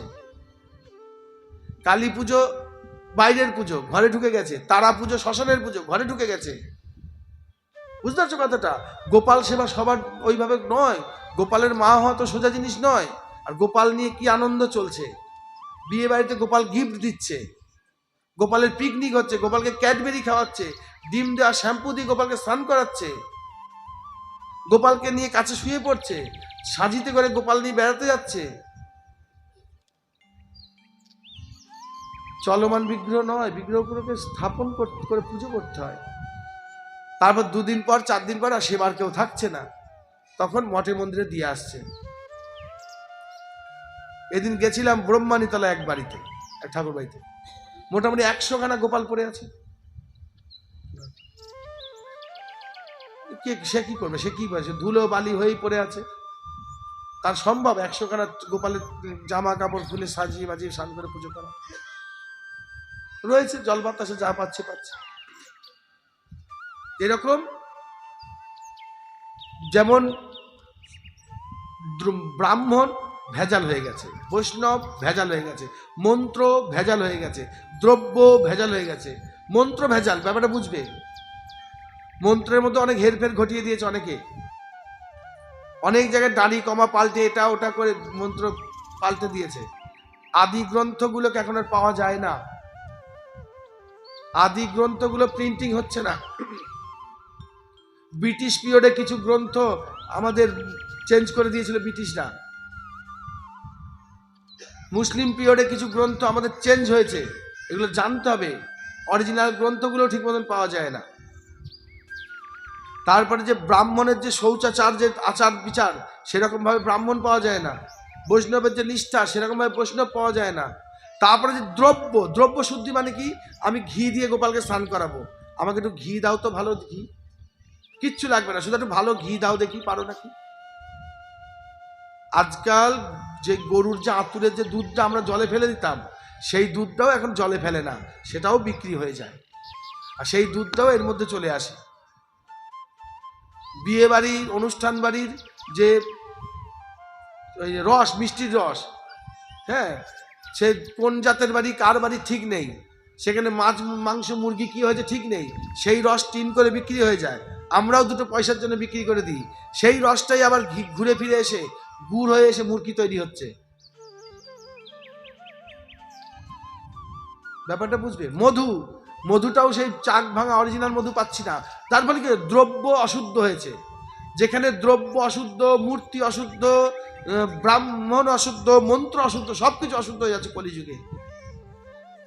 খালি আড়ম্বর আড়ম্বর, কলিযুগে আড়ম্বরটাই আমাদের সবকিছু, বুঝতে পেরেছো তো? কিন্তু বাকি অশুদ্ধ। তাই মহাপ্রভু বললেন যে কলিযুগে আর এইসবের দরকার নেই। ওই পুজো বলো, পাঠ বলো, ভোগ বলো, সেবা বলো, এগুলো কোনো দরকার নেই। শুধু বসে বসে নাম করো, শুধু বসে বসে নাম করো। নাম যাবে আর তুমি যাবে, আর কেউ সাথে যাবে না। চেষ্টা করো বাবা সেজে গুজে বৈরাগী না হয়ে যত পারো বসে বসে আহ্নিক করো, জপ করো, নাম করো, নামের সংখ্যা বাড়াও।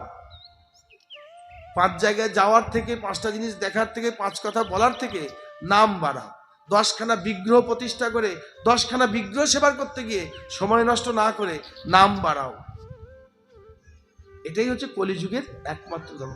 সন্ন্যাস পর্যন্ত কলিযুগে নিষেধ করা আছে, সন্ন্যাসী পর্যন্ত হতে নিষেধ করেছে কলিযুগে শাস্ত্রে, যে সন্ন্যাসীও সন্ন্যাসী থাকতে পারবে না, কোনো না কোনোভাবে সেও মানে পথভ্রষ্ট হবে। সন্ন্যাসী এসে এখন বাস করে গৃহীর বাড়িতে, বড় বড় সন্ন্যাসী বড় বড় গাড়ি করে আসছে বাবা। হ্যাঁ, ওরম গাড়ি আমরা চোখে দেখিনি। ল্যাংটা সাধু অত দামি গাড়ি কোথায় পেলো জানি না, নিন্দা করছি না বাবা, নিন্দে করছি না, আছে কি না। সেই সন্ন্যাসী এসে তোমার বাড়িতে উঠছে, তোমার বড় পালঙ্কে সে শুচ্ছে, তুমি রূপোর থালায় সোনার থালায় খেতে দিচ্ছ, পুজো পাঠ, কিন্তু সন্ন্যাসী তো আসবে না। মহাপ্রভুর এই যে দলের মধ্যে ছোট হরিদাস বলে একজন ছিল, তোমরা জানো? হরিদাস ঠাকুরের নাম সবাই শুনেছ, কিন্তু ছোট হরিদাস বলে একজন ছিল। পুরীতে যখন মহাপ্রভু ছিলেন তার কাছে মহাপ্রভু সেবা নিতেন, সেখানে ছোট হরিদাস মহাপ্রভুকে সেবা করতো, থাকতো কাছে।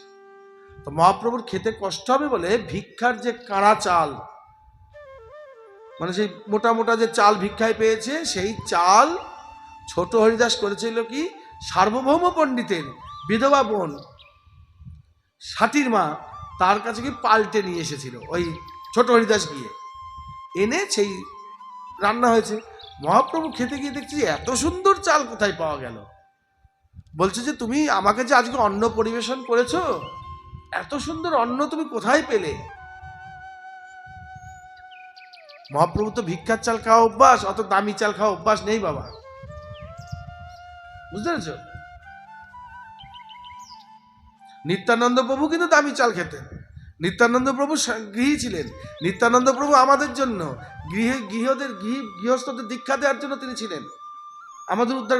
মহাপ্রভু তো সন্ন্যাস লাইনে চলে গেছেন, মহাপ্রভু দীক্ষা দিতে যাননি, নিত্যানন্দকে দেখে গেছিলেন দীক্ষা দেওয়ার জন্য, কলিহত জীবকে উদ্ধার করার জন্য। তাই মহাপ্রভু কিন্তু যেখানে যা পেতেন প্রসাদ, অন্ন, ভিক্ষার চাল, তাই তিনি সেবা নিয়ে নিতেন। আজকে এত সুন্দর অন্ন দেখে মহাপ্রভু কোথায় পেয়েছো? ছোট হরিদাস বলছে আমি ষাটির মার কাছ থেকে পাল্টে নিয়ে এসেছি। বেরিয়ে যাও, তোমার মুখ দর্শন করব না, তোমাকে যেন আমার চোখের সামনে না দেখি, তুমি আমাকে একবারও আমার মুখের সামনে আসবে, আমি তোমার আমার চোখের সামনে তোমাকে আমি দেখতে চাই না, বেরো। সন্ন্যাসী হইয়া করো প্রকৃতি সম্ভাস। সন্ন্যাসী মানুষ, তুমি মেয়ে ছেলের সাথে গল্প করতে গিয়েছো, কথাটা বোঝো। বৈষ্ণব বা সন্ন্যাসী যদি হবে, সে কাঠের নারী মূর্তিও ইয়ে করবে না, মানে লঙ্ঘন করবে না। কারণ প্রকৃতির কাছে পুরুষ হচ্ছে ক্রিয়ানক, নারীর কাছে পুরুষের কোনো ক্ষমতা নেই, মুহূর্তে গলে যেতে পারে। আর তুমি কেন গেছো? তুমি এখান থেকে বেরো। মহাপ্রভু কিন্তু যেমন দয়ালু তেমন কঠোর, তেমন কঠোর। আজকে অগ্রদ্বীপের মেলাতে দেখুন, এই যে আর কদিন বাকি আছে, কি এমন দোষ করেছিল? সামান্য দোষ না, ক্ষমা করলেই করা যেত না। ভক্তকে, তার অন্তরঙ্গ ভক্তকে সে ক্ষমা করেনি, বহিরঙ্গ ভক্তকে সে ক্ষমা করেছে, কথাটা বুঝবেন। আজকে আমার বন্ধুর ছেলেকে দেখলাম সিগারেট খাচ্ছে, এই কি করছিস? বাবাকে বলে দেবো, খাস না বাবা, ওসব খেতে নেই। আমি আমার ছেলেকে দেখলাম রাস্তায় দাঁড়িয়ে সিগারেট খেতে, কি করবো আমি? এইভাবে বলবো না লাঠি নেব? হ্যাঁ, নিজের লোকটাকে বেশি শাসন করতে হয়। তো মহাপ্রভু ছিলেন সেই, বাইরে তিনি সবাইকে প্রেম ভক্তি বিতরণ করেছেন, কিন্তু তার অন্তরঙ্গ পার্শ্বদেরকে এতটুকু ক্ষমা করেননি। রঘুনাথ দাসকে কি কান্নাটাই না কাঁদিয়েছে। হিরণ্য গোবর্ধনের একমাত্র ছেলে রঘুনাথ, অত বড় জমিদারের সন্তান ছেলে, মহাপ্রভুর কাছে কৃপা পায়নি যতক্ষণ পর্যন্ত নিত্যানন্দ প্রভু তাকে দীক্ষা না দিয়েছে, পথ না দেখিয়েছে। পুরীধামে গেছে, সেখানেও রঘুনাথকে কত কষ্ট সহ্য করতে হয়েছে, তারপর মহাপ্রভু তাকে কৃপা করেছে। তারপর আমি এই যে গোবিন্দ ঠাকুরকে দেখো, অগ্রদ্বীপে ইনাকে ওই সামান্য হরিতকে রাখার জন্য ত্যাগ করে দিল। আবার এই ছোট হরিদাস যার কথা বলছি, নিলই না, অনেকে রিকোয়েস্ট করেছে, তার দলের অনেকেই বলেছে প্রভু একটু ক্ষমা করে দাও, ও হয়তো বুঝতে পারেনি, এই কেউ আমার সামনে এসব বলবে না, যাও। চৈতন্য চৈতন্য পরিষ্কার আছে গো। এই ছোট হরিদাস মারা গেছিল অনশনে, মহাপ্রভুর সামনে আসতে আর সাহস পায়নি, অনশনে মারা গেছে। তার আত্মাটা মহাপ্রভু দলের সঙ্গে ঘুরতো, বইটা পড়বে দেখতে পাবে। সে মহাপ্রভুকে ছাড়েনি, কিন্তু সামনে আসার আর তার অধিক ক্ষমতা হয়নি, এমন চোখ রাঙানি দিয়েছিল। তাই আমি কথাটা বলছি বাবা, আমি এগুলো আমার মনের কথা নয়, আমি কারো নিন্দাও করছি না, শাস্ত্র যেগুলো বলেছে। তাহলে কি হচ্ছে, তাহলে আমরা কি দেখছি যে সব কিছুতে ভেজাল ঢুকে গেছে, একমাত্র নির্ভেজাল কোনটা আছে, নাম। সেই জন্য যত পারা যায় নাম করতে হবে, যত পারা যায় নাম করতে হবে। এই যে তিলক মাটিটা ধারণ করেছো, কথার কথা, তিলক মাটিটা কি অরিজিনাল তিলক মাটি? এটা ভাবো, এটা তো অন্যান্য মাটির সঙ্গে রং টং দিয়েও তো বানিয়ে দেওয়া যেতে পারে, খড়ি মাটির সঙ্গে একটু হলুদ মাখিয়ে দিলেই তো তিলক মাটি হয়ে যাবে, হবে না? হ্যাঁ, হচ্ছেই তাই, নাহলে এত তিলক মাটি আসছে কোথা থেকে? আমি নিন্দা করছি না, তিলকের নিন্দা করছি না, আমি ভেজালের নিন্দা করছি। এই জন্য বলছি বাবা, কোনো ভেজাল আশ্রয় না রেখে নামের প্রতি আত্মসমর্পণ করো। নাম, নামের প্রতি আত্মসমর্পণ করতে হবে, নাম, কারণ এই নাম জপটাই থাকবে, নাম ছাড়া গতি নাই। তাই বলছে হরেন নাম হরেন নাম হরেন নামৈব কেবলম কলৌ নাস্তেব্য নাস্তেব্য নাস্তেব্য গতিরন্যথা। হরিনাম করো, হরিনাম করো, কেবল হরিনাম করো, তিনবার বললেন। হ্যাঁ, তিনবার কেন বললেন?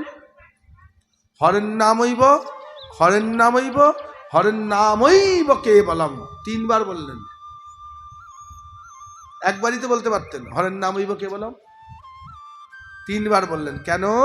বলছে আমাদের তিন ভাবে নাম করতে হয়। এই যে নাম করা হয় বাবা, তিন ভাবে নাম করতে হবে। কিভাবে? কায় মন বাক্যে হরিনাম করতে হয়। কিভাবে নাম করতে হয়? কায় মন বাক্য। কায় মানে দেহ, দেহ দিয়ে হরিনাম করতে হবে, মন দিয়ে হরিনাম করতে হবে, বাক্য দিয়ে হরিনাম করতে হবে, তিন থেকে এক করতে হবে, তবে সেই হরিনাম শুদ্ধ হবে। আমি হরিনাম করছি, হরে কৃষ্ণ খুব বলছি, আর চোখ দিয়ে এদিক ওদিক তাকাচ্ছি, এটা ওটা করছি, অমুক করছি তমুক করছি, কাউকে একটু চিমটি কাটলাম, কাউকে ঠেলা দিলাম, ওই দেখেছিস হরে কৃষ্ণ, দেখেছো দেখেছো, এই হরিনাম নয় বাবা। আবার মনটা হরিনাম করছে, কিন্তু মনটা কিন্তু অন্য জায়গায় চলে গেছে, মনে অন্য কথা বলছি, এই হরিনাম না। মনকে বাঁধতে হবে, দেহকে বাঁধতে হবে, এবং বাক্যটাও এক করতে হবে, দেহ মন প্রাণ এক করতে হবে। দেহ মন আর এই বাক্যকে এক করে যে হরিনাম, সেই হরিনাম করতে বলেছে। তাই তিনবার বললো, ওই জন্য হরেন নাম হরেন নাম হরেন নামই বা কেবলম। আবার পরে তিনবার বলছে গতি নাই গতি নাই গতি নাই, কলৌ নাস্তেভ্য নাস্তেভ্য নাস্তেভ্য গতিরন্যথা। কলিযুগে এছাড়া গতি নাই গতি নাই গতি নাই। তিনবার কেন বললো? তিনবার কেন বললো? একবার বললে হতো না? কলৌ নাস্তেভ্য গতিরন্যথা বললেই তো হয়ে যেত। হ্যাঁ, কলৌ নাস্তেভ্য গতিরন্যথা, তা কিন্তু বলেনি, বলছে কলৌ নাস্তেভ্য নাস্তেভ্য নাস্তেভ্য গতিরন্যথা। কেন তিনবার বললো? কারণ আমরা যে জ্বালায় রয়েছি, এই জ্বালা থেকে যে গতিটা করতে চাইছি, সে জ্বালাটা কি দেখতে হবে তো। তিনটে জ্বালা আছে গো, তিনখানা দরজা তালা দিয়ে আমাদেরকে বন্ধ করা আছে, ত্রিতাপ জ্বালা ভোগ করছি আমরা। আধ্যাত্মিক, আধিদৈবিক, আধিভৌতিক। আমাদের বলে না ত্রিতাপ জ্বালা জুড়িয়ে যাবে, ত্রিতাপ জ্বালা জুড়িয়ে যাবে। আমরা ত্রিতাপ জ্বালায় ভোগ করছি। ত্রিতাপ জ্বালা কি? আধ্যাত্মিক জ্বালা, আধিদৈবিক জ্বালা আর আধিভৌতিক জ্বালা। এই তিনটে জ্বালা জুড়ানোর জন্য তিনটেকে এক করতে হবে, তবে ওই তালা খুলবে। আমার দরজা যে তালা দেওয়া আছে, তিনটে তালা, তিনটে দরজায়, ওটা খুলে আমি বেরোতে পারবো। আমাকেও তিনটে এক করতে হবে, দেহ, মন আর বাক্যকে এক করতে হবে। কায় মন বাক্যকে এক জায়গায় করে তবে আমাকে হরিনাম করতে হবে। তাই বলছে হরেন নাম, হরেন নাম, হরেন নামই বা কেবলম কলৌ নাস্তেব্য নাস্তেব্য নাস্তেব্য গতিরন্যথা। আবার এই শাস্ত্রেই বলছে একবার হরি নামে যত পাপ হরে, জীবের সাধ্য নাহি তত পাপ। বোঝো, একবার হরি নামে যত পাপ হরে, জীবের সাধ্য নাহি তত পাপ করে। অর্থাৎ জীব যত পাপই করুক, একবার যদি হরিনাম করতে পারে তাহলে জীবের সমস্ত পাপ কেটে যায়। আবার এই শাস্ত্রেই বলছে কোটিকল্প করে যদি এই হরিনাম, তবুও না পাইবে সে ব্রজেরনন্দন। মানে 1000 বার নাম করেও ভগবানকে পাওয়া যায় না। একই শাস্ত্রে দুটো কথা বলল। কেন? মহাপ্রভু বুঝিয়ে দিচ্ছেন, বলে কেহ করে আচার না করে বিচার, কেহ করে বিচার না করে আচার। কারো খুব বিচার আছে বাবা, কিন্তু আচরণ করে না। আর কেউ আচরণ করে, বিচার করে না। এই আচার বিচার এক করতে হবে। আচার বিচার এক হলে তবে কিন্তু হরিনাম করে সফলতা পাওয়া যায়, ভগবানের নাম করা যায়। আচার আর বিচার এক করতে হবে। বেশ কিছু ভক্ত আছে, তারা খুব ভজনা করছে, সবই করছে, কিন্তু আচার ঠিক নেই। আবার বেশ কিছু ভক্ত আছে খুব আচারেই এত সময় কেটে যায়, তার আর বিচারের সময় হয় না। সারাদিন এত বেশি সে কাজ করে ফেলছে, সে ভগবানের সামনে বসার সময় পাচ্ছে না। অনেকগুলো ঠাকুর বসিয়ে ফেলেছে, অনেক বড় ঠাকুরঘর বানিয়ে ফেলেছে, ভোরবেলায় উঠতে হচ্ছে, সংসারে 5টা কাজ আছে, অফিস যেতে হবে, বাসনগুলো ধুতে হবে, ফুল তুলতে হবে, মালা গাঁথতে হবে, চন্দন ঘষতে হবে, তুলসী পাতা লাগবে, 10খানা থালা সাজাতে হবে, 10খানা গ্লাস সাজাতে হবে, ঠকঠক ঠকঠক করে দুটো করে কিছু ওই থালাগুলোতে দিতে হবে। সব কিছু করতে গিয়ে এমন মুশকিল হয়ে গেল, আর্নিক করার, জব করার সময় নেই। হয় না মা, বলো তো? তাহলে কি দরকার ছিল থালা সাজানো? কি দরকার 10খানা থালা, 10খানা গ্লাস? কি দরকার ওই বিগ্রহ? শাস্ত্র তো বলেনি বিগ্রহ সেবা করো। শাস্ত্র তো বলছে না কলিযুগে তুমি থালা সাজাও, বাটা সাজাও। তোমাকে কি বলা আছে? তুমি জপ করো, নাম করো, নাম করো, নাম করো, নাম করো, নাম করো। আর সেই নাম না করে তুমি যদি ওই দিকে সময় নষ্ট করো, তাহলে তোমার নাম হচ্ছে না। ভজনা কিন্তু কঠিন নয়, ঈশ্বরের ভজনা খুব সোজা। আমরা কঠিন করে ফেলি, আমরা পেঁচাই। যত যত লোক ভগবানকে পেয়েছে, যারা যারা, তারা কেউ পেঁচানো ছিল না, কিন্তু আমাদের খুব পেঁচানো। আমাদের কারোর 2 কণ্ঠিতে এক দণ্ডিমালা, কারো 2, কারো গুরুদেব বলে তুমি 3 প্যাঁচ নেবা, বলেনি? কিন্তু বইয়ে কিন্তু এসব ছিল না যে কে ক প্যাঁচ নিতে হবে, কি করতে হবে। কারো গদাধর তিলক, কারো নিত্যানন্দ তিলক, কারো অদ্বৈত তিলক, কারো সাদা তিলক, কারো কালো তিলক, কেউ বৃন্দাবনের আশ্রয়, কেউ নবদ্বীপের আশ্রয়, কেউ জয়নিতাই জয়নিতাই বলছে, কেউ জয় রাধে বলছে। এমন কি বাবা, এমন এমন দুঃখ পাই, এক বৈষ্ণব ভোগ লাগিয়ে সেবা দিচ্ছে, আরেক গুরুদেবের প্রশ্ন বলছে ওদের হাতে আমরা সেবা পাই না। আমি অবাক হয়ে যাচ্ছি। এক বৈষ্ণব, তাদেরকে বলেছি, তারা আমার সেবা ভোগ রাগ করে সেবা দিচ্ছে। আবার কিছু বৈষ্ণবকে দেখলাম তারা ওখানে ওদের হাতে নেবে না, ওদের নাকি আলাদা কি নিয়ম আছে। তাহলে বলো, এই সমস্ত প্যাঁচগুলো কে লাগিয়েছে? ভগবান। ভগবান কিন্তু সর্বদাই শুধু একটা দিতে, কে তাকে মন দিয়ে ডেকেছে। কে তাকে মন দিয়ে ডেকেছে তাকেই উদ্ধার করেছে, অপেক্ষা করেনি, সে সঙ্গে সঙ্গে সে তাকে উদ্ধার করেছে। বরঞ্চ পণ্ডিতরাই, বিচারকারী লোকরাই বেশি পায়নি তাকে, যারা সরলমতি তারা পেয়েছে। আমরা ভাগবতেও পেয়েছি এই জায়গায়, আমরা জয়দেব বিদ্যাপতিতেও দেখতে পেয়েছি, ভাগবতেও দেখেছি। ব্রাহ্মণরা পুজো পাঠ হোমযজ্ঞ করছে, আর ব্রাহ্মণ পত্নীরা সব রান্নাঘরে রান্না করছিল। ভগবান গরু চড়াতে গিয়ে মাঠে তার রাখাল বালকরা খেতে চেয়েছে, ব্রাহ্মণদের কাছে প্রসাদ ভিক্ষা করতে পাঠিয়েছে, তারা দেয়নি, তাদের পুজো শেষ হয়নি। কিন্তু যখন ভগবান তাদের স্ত্রীদের কাছে পাঠালেন, তারা সমস্ত ভোগের প্রসাদ সাজিয়ে নিয়ে মাঠে চলে যাচ্ছে। ব্রাহ্মণরা বলছে, এই তোমরা কোথায় যাচ্ছ, এখানে পুজো হয়নি, ভোগ হয়নি। বলকে না, যার জন্য ভোগ সাজিয়েছি সেই তো ডেকেছে, আর মন্ত্রের দরকার কি? মন্ত্র ছাড়াই যদি সে খায় তাহলে মন্ত্রের তো দরকার নেই।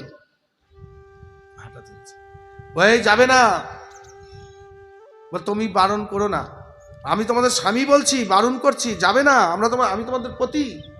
বল তোমরা তো এ জন্মের পতি, ও যে জন্ম জন্মের পতি, তোমাদের গায়ে বাড়িতে ঢুকতে দেবো না। বলে আমাদের দরকারও নেই, এই ডাকের অপেক্ষায় ছিলাম, ডাক যখন পেয়েছি চললাম। সর্বদাই প্রস্তুত থাকতে হয় কখন ডাক আসবে। আমাদের প্রত্যেকটা জীবকে তটস্থা জীব বলা হয়, বলে না তটস্থ জীব, জীব কেবল তটস্থা। মায়ানগরীতে আমরা বাস করেই আমাদেরকে তটস্থ থাকতে হবে। তটস্থ মানে কি? সজাগ থাকতে হবে, যে কখন জানলায় টোকা পড়বে, এই বেরিয়ে এসে টুকুতে পালাতে হবে। এই হচ্ছে আমাদের সর্বদাই প্রস্তুত থাকতে হয় ডাকের অপেক্ষায়, কখন ডাক আসবে, কখন ডাক আসবে, কখন ডাক আসবে। ভজনা কোনো মতেই কঠিন নয় বাবা, ভজনা কখনোই কঠিন নয়। ভগবানকে ভজনা করা খুব সোজা, কিন্তু আমরা পেঁচিয়ে ফেলছি বাবা। এই পেঁয়াজ গোজের বাইরে থাকতে হবে, পেঁয়াজ গোজের বাইরে থেকে যতটা পারবে নাম জপ, শুধু জপ জপ আহ্নিকের উপর ধ্যান দিতে হবে। এই যে আমরা ভাগবত ভাগবত ভাগবত কথাটা বলি, ভাগবত শব্দের অর্থ কি? ভয়াকার গ বত, ভয়াকার গ বত। ভতে কি? ভতে ভক্তি, আতে আশ্রয়, গতে জ্ঞান, বতে বৈরাগ্য, ততে ত্যাগ। ভক্তি, আশ্রয়, জ্ঞান, বৈরাগ্য, ত্যাগ। তো কথা হচ্ছে ভক্তি, প্রথমে তাহলে ভক্তিকে জাগ্রত করতে হবে। হ্যাঁ, তো ভক্তি জাগ্রত কিভাবে হবে? ওই যে যেটা আমি প্রথমে বললাম, গুরুচরণে আশ্রয় নিতে হবে। হ্যাঁ, নিতায় পদ কমল কোটিচন্দ্র সুশীতল, যে ছায়ায় জগত জুড়ায়, হেন নিতায় বিনে ভাই রাধা কৃষ্ণ পাইতে নাই। তাহলে বোঝো, গুরু ছাড়া গোবিন্দকে পেতে নেই, গুরু ছাড়া গোবিন্দকে পেতে নেই। গোবিন্দ যদি এসে বলে তোমার গুরু যা বলেছে বলছো শুনতে হবে না, আমি যা বলছি করো, তাও করা যাবে না। গুরু তোমার পরীক্ষা করবে গোবিন্দ, আরে তোমার গুরু ভুল বলেছে, ওসব বাদ দাও তো, আমি যেটা বলছি করো। তখনও গোবিন্দকে বলতে হবে যে না, আমার গুরু যদি বলে তবে আমি করব, তোমার কথা আমি শুনবো না। গোবিন্দের কথা ফেলে দেওয়া যাবে, গুরুর কথা ফেলা যাবে না। গুরু বাক্য শিরোধার্য, গুরু বাক্য বলবান, বাকি সবই বাহ্য জ্ঞান। এইভাবে আশ্রয় নিতে হয় গুরুর চরণে। তাই ভয়ে ভক্তি, অত আশ্রয়, আশ্রয় না নিলে ভক্তি হয় না।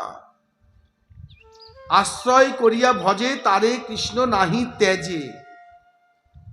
তুমি আশ্রয় না নিয়ে যদি ভজনা করতে যাও, কাউকে ফলো করছো না, কারো কথা শুনছো, তুমি তোমার মনের মতো, নিজের মন মতন চলছো, সেই ভজনাতে কি হবে? উৎপাতের সৃষ্টি হবে, এবং তুমি অথই সাগরে পড়বে, অথই সাগরে পড়ে যাবে। তাই জন্য আশ্রয় করতে হবে। বলতে আশ্রয় করিয়া ভজে তারে কৃষ্ণ নাহি ত্যাজে। সেই জন্য ভক্তি করতে গেলে বাবা আশ্রয়ের প্রয়োজন আছে। সে আশ্রয়টা কোথায়? গুরুচরণে। তার থেকে কি হয়? জ্ঞানের উৎপত্তি ঘটে, জ্ঞানের উৎপত্তি ঘটে। আর জ্ঞান হলে আবার একটু ভয়ও থাকে বাবা। জ্ঞানী লোকের অহংকার এসে যায়, জ্ঞানী লোকের অহংকার এসে যায় যে আমি জানি, আমি মানি, আমি করি। সেই অহংকার থেকে দূরে থাকতে গেলে কি করতে হবে? বৈরাগ্যে আশ্রয় করতে হবে। বৈরাগ্য মানে বিরাগ, সমস্ত কিছুর প্রতি একটা বৃতৃষ্ণা। কথাটা বুঝবে? আমি যাকে ভালোবাসি সে আসেনি এখনো, সবাই এসেছে, সে আসেনি, আমার কিন্তু কোনো কিছু ভালো লাগছে না, তার নাম হচ্ছে বিরাগ। সংসারে সবাই আছে কিন্তু আমার প্রিয় মানুষটা কাছে নেই, তার কেমন লাগবে? সেইটা। এই বিরাগ যদি আসে, বৈরাগ্য ভাব যদি আসে, তবে ত্যাগ আসে। অর্জুনকে গীতাতেও আমরা দেখলাম, অর্জুনের মনের মধ্যে প্রথমে বৈরাগ্য এলো, বিষাদ আসলো। প্রথম অধ্যায় নাম অর্জুন বিষাদয। কি বিরাগ আসলো? যে না, এই সম্পত্তি নিয়ে কি করব, সবই তো পড়ে থাকবে, এই রক্তমাখা সম্পত্তি নিয়ে আমি কোথায় যাব, আত্মীয় স্বজন বন্ধু বান্ধবকে কি করে আমি বধ করব।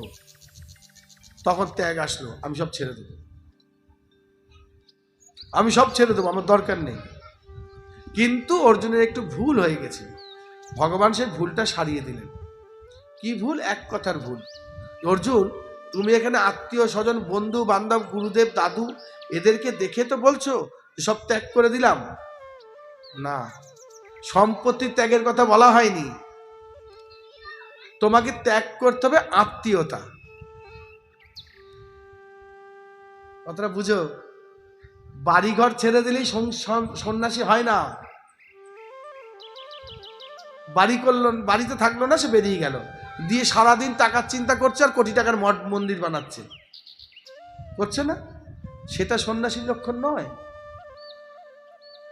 বাড়িতে থাকো, তাতে অসুবিধা নেই, আত্মীয়তাটা ত্যাগ করো। সর্বদাই মনে করবে বউ আমার আপন নয়, ছেলে আমার আপন নয়, মেয়ে আমার আপন নয়, কেউ আমার আপন নয়। যতদিন আমি এদের জন্য করতে পারছি ততদিন এরা আমার আপন, যখন আমি এদের জন্য করতে পারবো না এরাই আমাকে তখন দূর দূর করবে। আর আমার যাওয়ার দিনে এরা কেউ আমার সাথে যাবে না, এরা আমাকে দেখতে পারবে না, এরা আমার উদ্ধারও করতে পারবে না, আমার নিজেরটা নিজেকেই করতে হবে। দিনমপি রজনী সায়ং পাত, শিশির বসন্ত পুনরায়াত, কাল কিরৌতি গচ্ছায়ুদপি তদপি ন মুঞ্চ তাশা পাশ। এই যে আমরা আশার আশায় ভবে আশা পূরণ, আমরা আশা নিয়ে ভবে এসেছি, আশাটাকে ত্যাগ করতে হবে। কারো প্রতি কোনো আশা রাখলে হবে না। সংসারে থেকেও সন্ন্যাসী হওয়া যায় যদি সে সংসার থেকে আত্মীয়তা ত্যাগ করতে পারে, কোনো কিছুর ওপর যদি তার মোহ না থাকে। আর সংসার ছেড়ে দিলাম, চাকরি বাকরি ছেড়ে দিলাম, বউ বাচ্চা ফেলে দিলাম, দিয়ে সাধু হয়ে গেলাম, কিন্তু সাধু হয়ে গিয়ে দেখা যাচ্ছে ওই টাকা পয়সার দিকেই মন, নাম যশের দিকে মন, 20খানা শিষ্য বাড়াবো সেই দিকে মন। ব্যাপারটা বুঝবে? এটা লক্ষণ নয়, এটা লক্ষণ নয়। তাই বলছে যে ত্যাগ কাকে বলে? বৈরাগ্য না আসলে ত্যাগ আসে না। বৈরাগ্য, বৈরাগী কথাটা খুব বড় কথা বাবা, বৈরাগী কথাটা খুব বড় কথা। বিরাগ থেকে উৎপন্ন হয়েছে বৈরাগ্য, বিরাগ, এই বৈরাগ্য কথাটা খুব বড় কথা। মহাপ্রভুর এই বৈরাগ্য দেখা গেছিল, অষ্টসাত্ত্বিক ভাব তার মধ্যে দেখা যেত, কানতে কানতে মূর্ছা চলে যেতেন, সেন্স থাকতো না। গোবিন্দকে পাওয়ার জন্য মুখ রগড়াতেন মাটিতে, কাঁদছেন, আজকের দিনটাও বৃথা চলে গেল, তোমাকে পেলাম না। নীল সমুদ্র দেখে ঝাঁপ দিচ্ছেন, হাতে পায়ে সব গিঁটগুলো খুলে যেত, লুজ হয়ে গেছিল যেত শরীর। যখন মহাপ্রভু কান্না করতে করতে বৈরাগ্য এসে যেত না, যখন অস্ত্র, তখন সব এগুলো খুলে যেত, খিদা তৃষ্ণা থাকতো না, লুজ এরকম ঝুলতো হাত পা, হাঁটু তখন আর হাঁটুতে আটকে থাকতো না, হাঁটু খুলে খুলে যেত। এগুলো এতটা কষ্ট, এতটা কষ্ট তার শরীরের মধ্যে শুরু হতো। কতক্ষণ যে সেন্সলেস হয়ে পড়ে থাকতো তার ইয়ে নেই, দাঁতে দাঁত লেগে যেত, খুলতো না। বলো, সেই ভাব আমাদের মধ্যে আসে? যদি কিঞ্চিত আসতো। হ্যাঁ, আজকে একটা মা বাবার ছেলে মরে গেলে দাঁতে দাঁত আটকে যায়, একটা অল্প বয়সী বোর স্বামী মরে গেলে সে একেবারে হাউ মাউ করে দাঁত মাথা আটকে মাথা ঠুকে হপাস করে পড়ে কি হয়ে যায়। গোবিন্দের জন্য তো তা হয় না, অথচ আমরা সবাই গোপালের মা। তো এক ভক্ত বাবা গুরু বাড়ি গেছে, গুরুবাড়ি গিয়েছে, গিয়ে বলছে বাবা গো এত সেবা করি, ঠাকুরকে এত ডাকি, তবু তো আমার কষ্ট যায় না, অভাব অনটন কাটে না। তো গুরুদেব বলছে কি বাবা তোর বাড়িতে কজন ভক্ত মানে তোরা কজন মেম্বার? বলছে কেন আমরা 4 জন মেম্বার, আমি, তোমার ছেলে আর আমাদের 2 ছেলে মেয়ে। ওই জন্যই হয় না। কেন বাবা, কেন বাবা? বলে এই না বললি তুই গোপাল সেবা করিস, সারাদিন সেবা করিস, তো গণনা যখন জিজ্ঞেস করলাম তুই তো 4 জনের নাম বললি, তুই তো গোপালের নাম যুক্ত করলি না। তার মানে তুই যা করছিস করছিস ঠিকই, কিন্তু মন থেকে এখনো জানিস না তোর বাড়ির 5 জন মেম্বার, এটা এখনো মাথায় ঢোকেনি।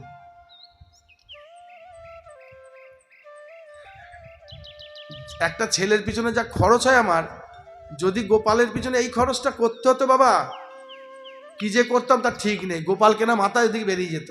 15 টাকা দিয়ে জামা কিনতে পাওয়া যায় তো, আর কিছুই তো খায় না, সামনে দিয়ে আর আমরাই খেয়ে নিই।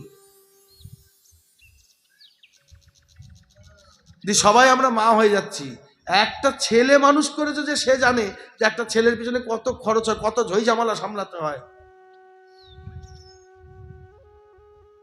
আমি ওই জন্য বলছি, আমি কিন্তু বলার একটাই কারণ বাবা, এগুলো বাদ দিয়ে জপের মধ্যে নেমে গোপালকে মনে মনে ভাবো, চিন্তা করো।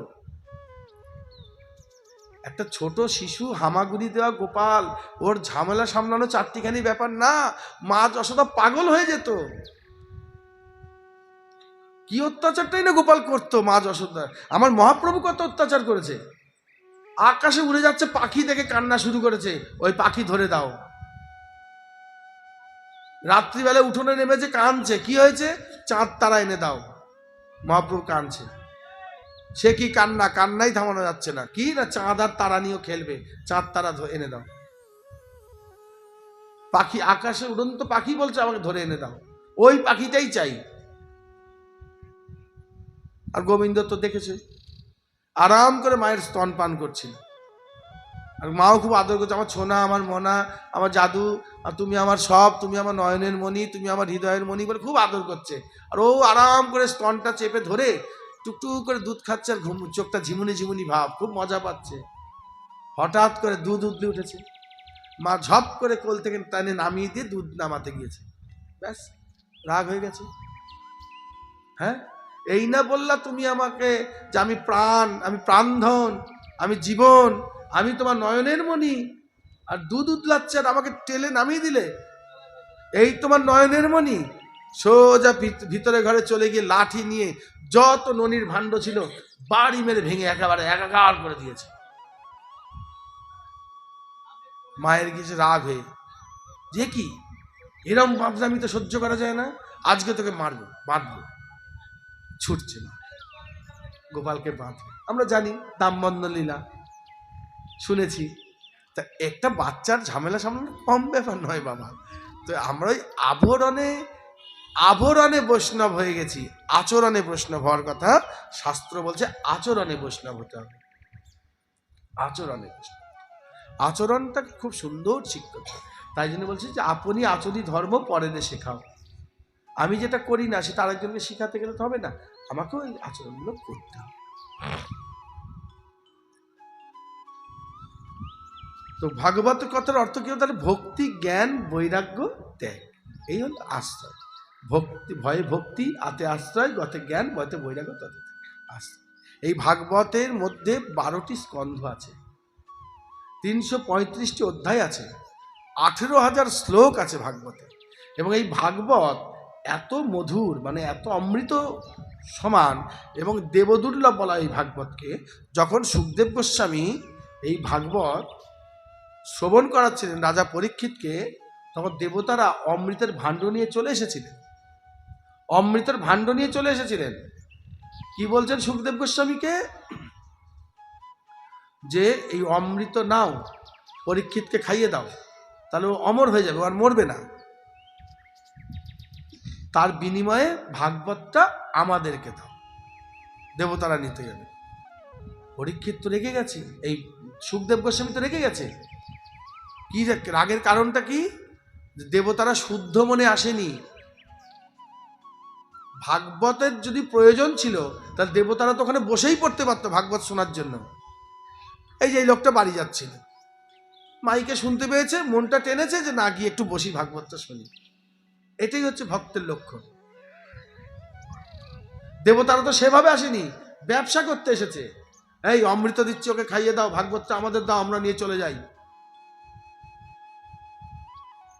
এই ব্যবসায়ী বুদ্ধিতে কোনোদিন ভগবানকে পাওয়া যায় না, পাটোয়ারি বুদ্ধিতে ভগবানকে পাওয়া যায় না, লেনদেন সম্পর্কে ভগবানকে পাওয়া যায় না, অহৈতুকী প্রেম ছাড়া ভগবানকে পাওয়া যায় না।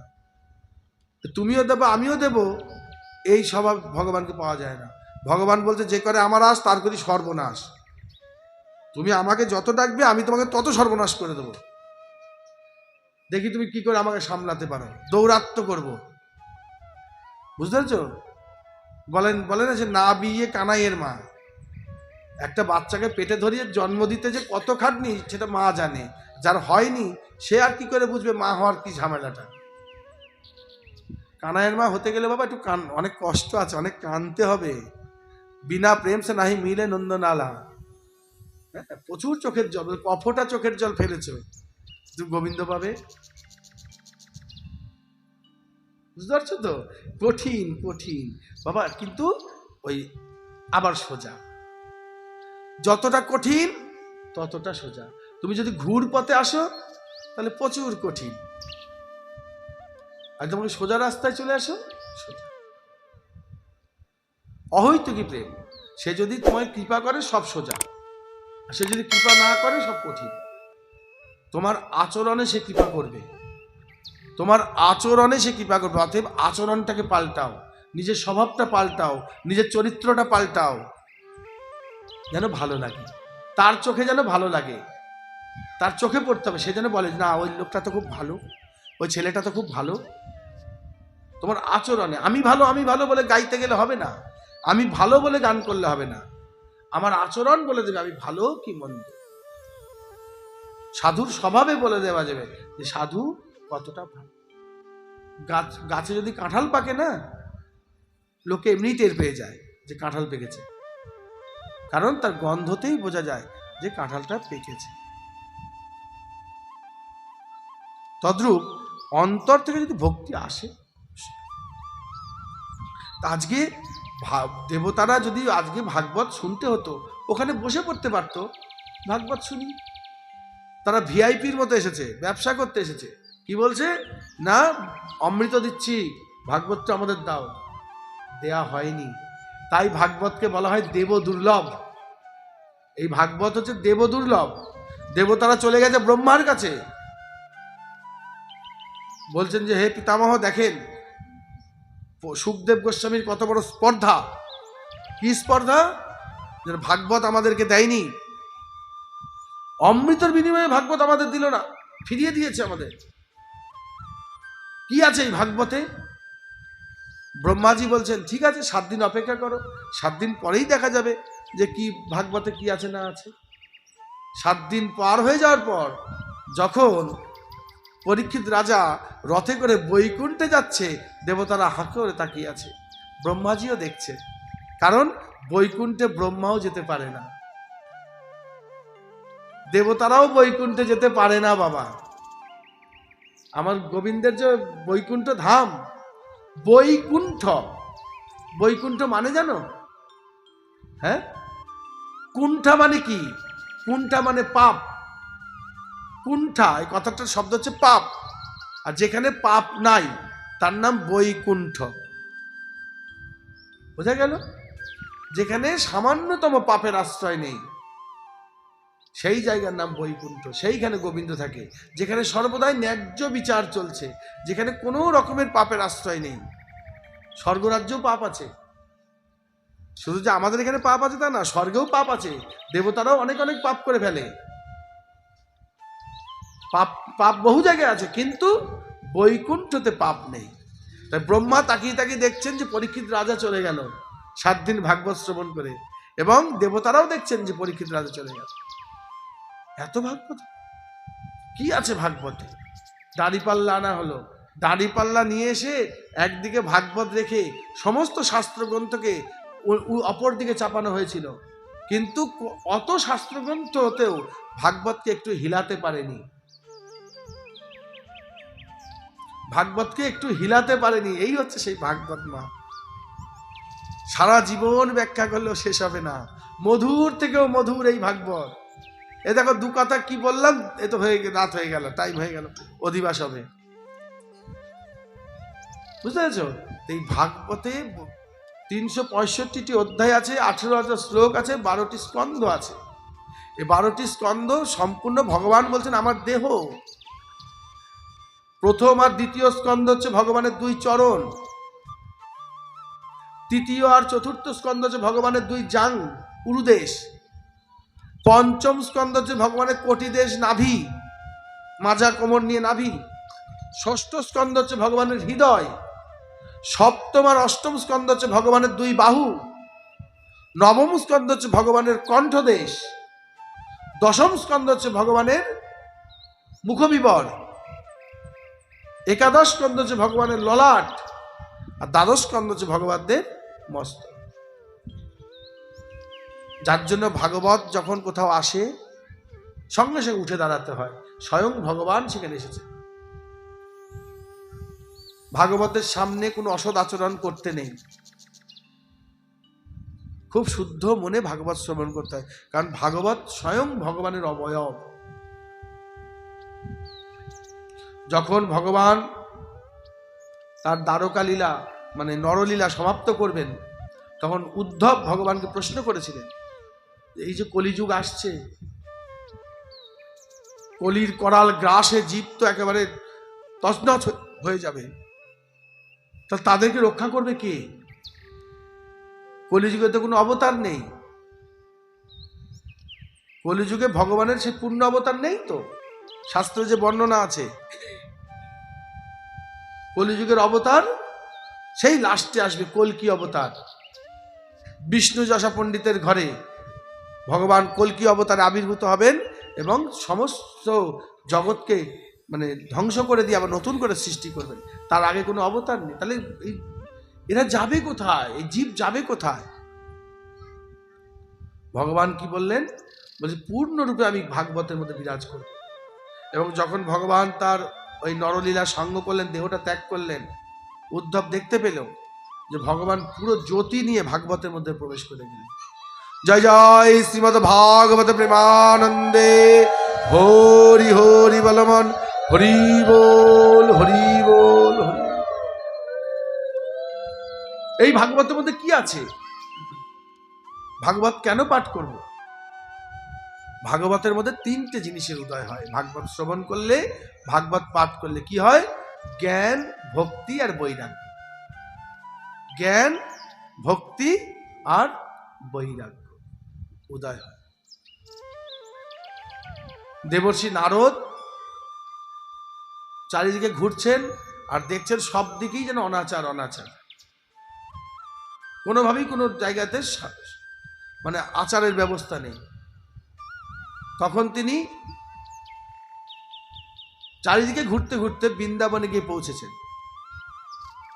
সেখানে গিয়ে দেখছেন একজন মা যুবতী বসে আছে, কান্না করছেন। সে যুবতী, কিন্তু তার 2 ছেলে বুড়ো হয়ে গেছে।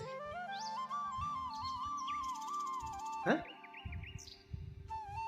আর ছেলে দুটো মৃতের মতন তার শরীর মানে উরুর মধ্যে শুয়ে কান্না করছে, মানে শরীরে তেমন কোনো জোর শক্তি নেই।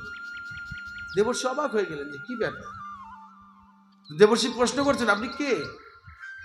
বলছে আমি ভক্তি দেবী, যেই ভক্তির দ্বারা আমাদের মুক্তি হয়। কথাটা বুঝবে, ভক্তিতেই তো মুক্তি। সে ভক্তি দেবী। বলছে এ দুটো কে? বলে আমার 2 সন্তান, জ্ঞান আর বৈরাগ্য। এদের এই অবস্থা কেন? বলে কলির প্রভাবে। কলির প্রভাবে অনাচারের জন্য এরা দুজন মৃতপ্রায় হয়ে গেছে, এদের মধ্যে কোনো শক্তি নেই। তখন এদেরকে কি করে উদ্ধার করা যায়, কি করে উদ্ধার করা যায় এই চিন্তা করতে লাগলেন। তখন দেবর্ষির কাছে ভক্তি দেবী অনুরোধ করলেন যে আপনি এদেরকে পুনরুদ্ধার করার একটু ব্যবস্থা করুন। তখন দেবর্ষি চারিদিকে ঘোরাঘুরি করতে লাগছেন, কোথায় গিয়ে এর ব্যবস্থা করা যায়, কি করা যায়। বদরিকা আশ্রম, এই যে সবাই কুম্ভ স্নান করতে গেল না প্রয়াগরাজ, ওইখানে ওর উপরেই হচ্ছে বদরিকা আশ্রম। ওটা হচ্ছে ব্যাসদেবের আশ্রম, ঠিক আছে। ওই বদরিকা আশ্রম মানে বদরি, ওটা কুলবন ছিল, কুলের গাছ ছিল। বদরি মানে হচ্ছে কুল। সেইখানে দেবর্ষি নারদের সঙ্গে দেখা হলো সনকাদি 4 ভাই, সনক, সনন্দ, সনাতন, সনত কুমার, এরা 4 ভাই। বদরিকা আশ্রমের কাছে দেখা হলো। নারদজি বিষণ্ণ মনে রয়েছে। তখন সনক সনাতন বলছেন, হে দেবর্ষি, তোমার মুখটা মলিন কেন? তখন দেবর্ষি সব কথা বললেন, যে অনাচারের জন্য কলির প্রাদুর্ভাব ঘটে যাওয়াতে জ্ঞান, ভক্তি আর বৈরাগ্য বিলুপ্তির পথে চলে গেছে, এদেরকে কি করে উদ্ধার করা যায়। তখন সনকাদি ঋষি দেবর্ষি নারদকে ভাগবত শ্রবণ করিয়েছিলেন। বললেন যে এই ভাগবত নিয়ে গিয়ে তুমি ওদেরকে শ্রবণ করাও, ওরা আবার আগের মতো সুস্থ হয়ে যাবে। ভাগবত নিয়ে গিয়ে শ্রবণ করাতে বলা হয়। এবং চতুর্শ্লোকী ভাগবতে ইনারা বলেছিলেন, 4টে শ্লোক। ভাগবতে যে 18,000 শ্লোক আছে, ওটা ব্যাসদেব বৃদ্ধি করেছিলেন, সুখদেব বৃদ্ধি করেছেন, কিন্তু প্রথম ভগবান ব্রহ্মাকে বলেছিলেন, ব্রহ্মা ওই 4 ভাইকে বলেছেন, ওই 4 ভাই দেবর্ষি নারদকে বলেছেন, নারদ পরবর্তীকালে ব্যাসদেবকে বলেছিলেন, ব্যাসদেব তার পত্নীকে বলেছিলেন, পত্নীর গর্ভ থেকে সুখদেব শুনেছিলেন, সুখদেব শোনার পর পরীক্ষিত রাজারকে বলেছিলেন, এবং সেখানে আরও 84,000 সব ঋষিরা বসেছিল। সেখানে শোনার পর তার দীর্ঘদিন পরে সুতমুনি, রোমহর্ষণের পুত্র সুতমুনি, কুরুক্ষেত্রের মাঠে নৈমিষারণ্যে তিনি আবার বলেছিলেন, তখন সৌনক মুনি সেটা রচনা করেছিলেন। এতগুলো পরম্পরা হয়ে এসে তবে আজকের এই ভাগবত গ্রন্থটি আমরা পেয়েছি। হরি বল, হরি বল।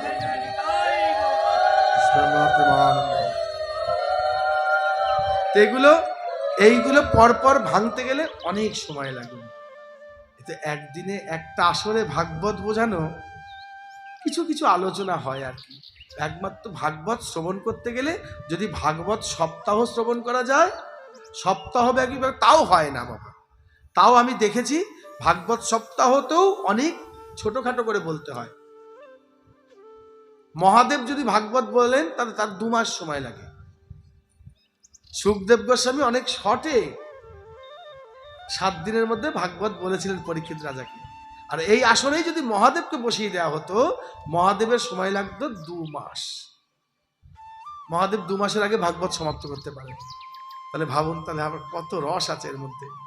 তো এই জন্য মানে ভাগবত হচ্ছে কি বলে, এত মিষ্ট, মানে পাখিতে খাওয়া ফল যেমন অতি মিষ্টি হয়, সুখদেব গোস্বামী হচ্ছে সেই সুখ পাখি, যিনি রাধারানীর গোলক বৃন্দাবনে বাস করতেন, সেই সুখ পাখি। এর জন্মবৃত্তান্তও আছে বাবা, এর সুখদেবের আবির্ভাবের বৃত্তান্তও আছে, পরীক্ষিত রাজার আবির্ভাবের বৃত্তান্ত আছে, তারপরে ভাগবতের আবির্ভাবের বৃত্তান্ত আছে। একটা একটা করে বলতে গেলে পরে ও একদিনে হবে। আমি যা টাচ দিচ্ছি, এই যে সনক সনাতন বলছি, এরা কারা? এরা ব্রহ্মার সৃষ্টি প্রথম 4 জন। এরা কিন্তু মহাদেবেরও আদি, শিবেরও আগে এদের জন্ম হয়েছে, নারদাদিদেরও আগে, দেবতাদেরও বড়। এরা 4 ভাই, সনক, সনন্দন, সনাতন, সনত কুমার, 4 ভাই। এই 4 ভাইকে ব্রহ্মাজি সৃষ্টি করলেন, করে বলছে কি সংসারটা তৈরি করো। তা সংসার তৈরি করতে গেলে অভিজ্ঞতার দরকার। তাই জন্য কি করলেন, এরা তপস্যা করতে গেলেন।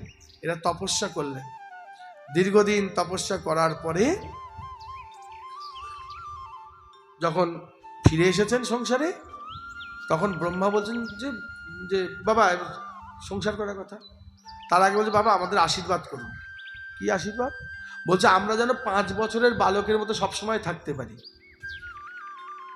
তো ব্রহ্মা ভালো মনেই বললেন যে ঠিক আছে বাবা, আমি আশীর্বাদ করছি, তোরা কখনোই বুড়ো হবি না, তোরা সবসময় 5ম বর্ষীয় বালকের ন্যায় সুন্দর কোমল থাকবে, তোমরা কখনো বুড়ো হবে না। ঠিক আছে। বলে এবার আমার কথা শোনো। বলে কি? বলে এবার তোমরা বিয়ে থাওয়া করে সংসার করো। বলে কি বলছেন বাবা, 5 বছরের ছেলে দিকে সংসার করা যায়? আমরা কি করে সংসার করব? 5 বছরের ছেলের যে বুদ্ধি, সেই বুদ্ধিতে সংসার হয় না। ব্রহ্মার তো রাগ হয়ে গেল এইটুকু ছেলে দেখো কত বুদ্ধি, আমাকে একেবারে বোকা বানিয়ে দিল। রাগ হয়ে গেছে, কিন্তু মানে ভালো রাগ হয়ে গেছে ব্রহ্মার, বুঝতে পারছেন তো? রাগ হয়ে গেছে। কি করবে, রেগে যখন গেছে, সাধু মানুষ তো, সৎপুরুষ, সৎপুরুষের শরীরে রাগ বেশিক্ষণ থাকতে পারে না, কথাটা বুঝবে। যারা অসৎ তারা রাগ ধরে রাখে, তোকে আজ না পাই পরেও তোকে পাবো, যেদিন পাবো সেদিন মারবো। আর যারা সাধু পুরুষ তারা একটু রেগে যাবে, দুটো বকাবকি করবে, একটু পরে আবার ঠান্ডা হয়ে যাবে, এখনই বকবে, একটু পরে গিয়ে বলে কিছু মনে করো না, মাথার ঠিক ছিল না, কি বলেছি বলে হয়তো সেই কেঁদে ফেলবে। এটা হচ্ছে সাধুর লক্ষণ। তো আজকে ব্রহ্মার রাগ হয়েছে, রাগ তো শরীরে থাকতে পারছে না, রাগটা হলো কি জ্বলন্ত আগুনের মতন সামনে এসে ছিটকে পড়লো, ওরে একটা বাচ্চার আকার ধারণ করে জোরে জোরে কাঁদতে শুরু করলো, জোরে জোরে কাঁদছে। ব্রহ্মা নাম দিলেন কি, বলছে রোদতি ইতি রুদ্র, তুমি এত জোরে রোদন করছো, তোমার নাম রুদ্র। এই হলো রুদ্রের সৃষ্টি। রুদ্র তখন বলছে যে পিতা কি করতে হবে, বলছে কি তুমি সব জগৎ সৃষ্টি করতে শুরু করো। রুদ্র বলল ঠিক আছে।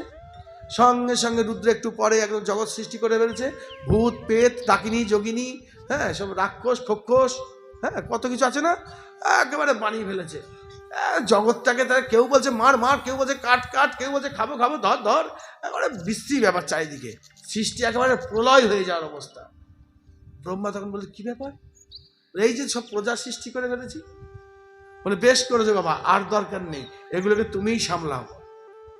সেইগুলোকে সামলাতে গিয়ে প্রভুর নাম হয়ে গেল ভূতনাথ, ভূতেদের নিয়ে পড়ে থাকলেন। ব্রহ্মা দেখছেন যে এভাবে তো হবে না, আমাকে তো ব্যবস্থা করতে হবে। ব্রহ্মা তখন তার দেহটা ত্যাগ করলেন, তার দেহ থেকে মনু আর শতরূপার জন্ম হলো। সে মনু আর শতরূপা, এদের থেকে ধীরে ধীরে মানব জাতি বংশ সৃষ্টি হতে লাগলো। কশ্যপ মুনি 13খানা স্ত্রীর গর্ভে 13 রকম প্রজাতির সৃষ্টি হলো। এই যে বলে না কাশ্যপ গোত্র, কাশ্যপ গোত্র, কশ্যপ মুনির একটি পত্নীর নাম দিতি, তার গর্ভে দৈত্যরা জন্মগ্রহণ করেছে। একটি পত্নীর নাম অদিতি, তার গর্ভে সব দেবতারা জন্মগ্রহণ করেছে। সুরভির গর্ভে গরু মাতারা জন্মগ্রহণ করেছে। বিনতার গর্ভে পক্ষীরা জন্মগ্রহণ করেছে। সুরসার গর্ভে সাপেরা জন্মগ্রহণ করেছে, নাগেরা। কদ্রুর গর্ভে সব সাপ জন্মগ্রহণ করেছে। এইভাবে বিভিন্ন জগৎ সৃষ্টি হল।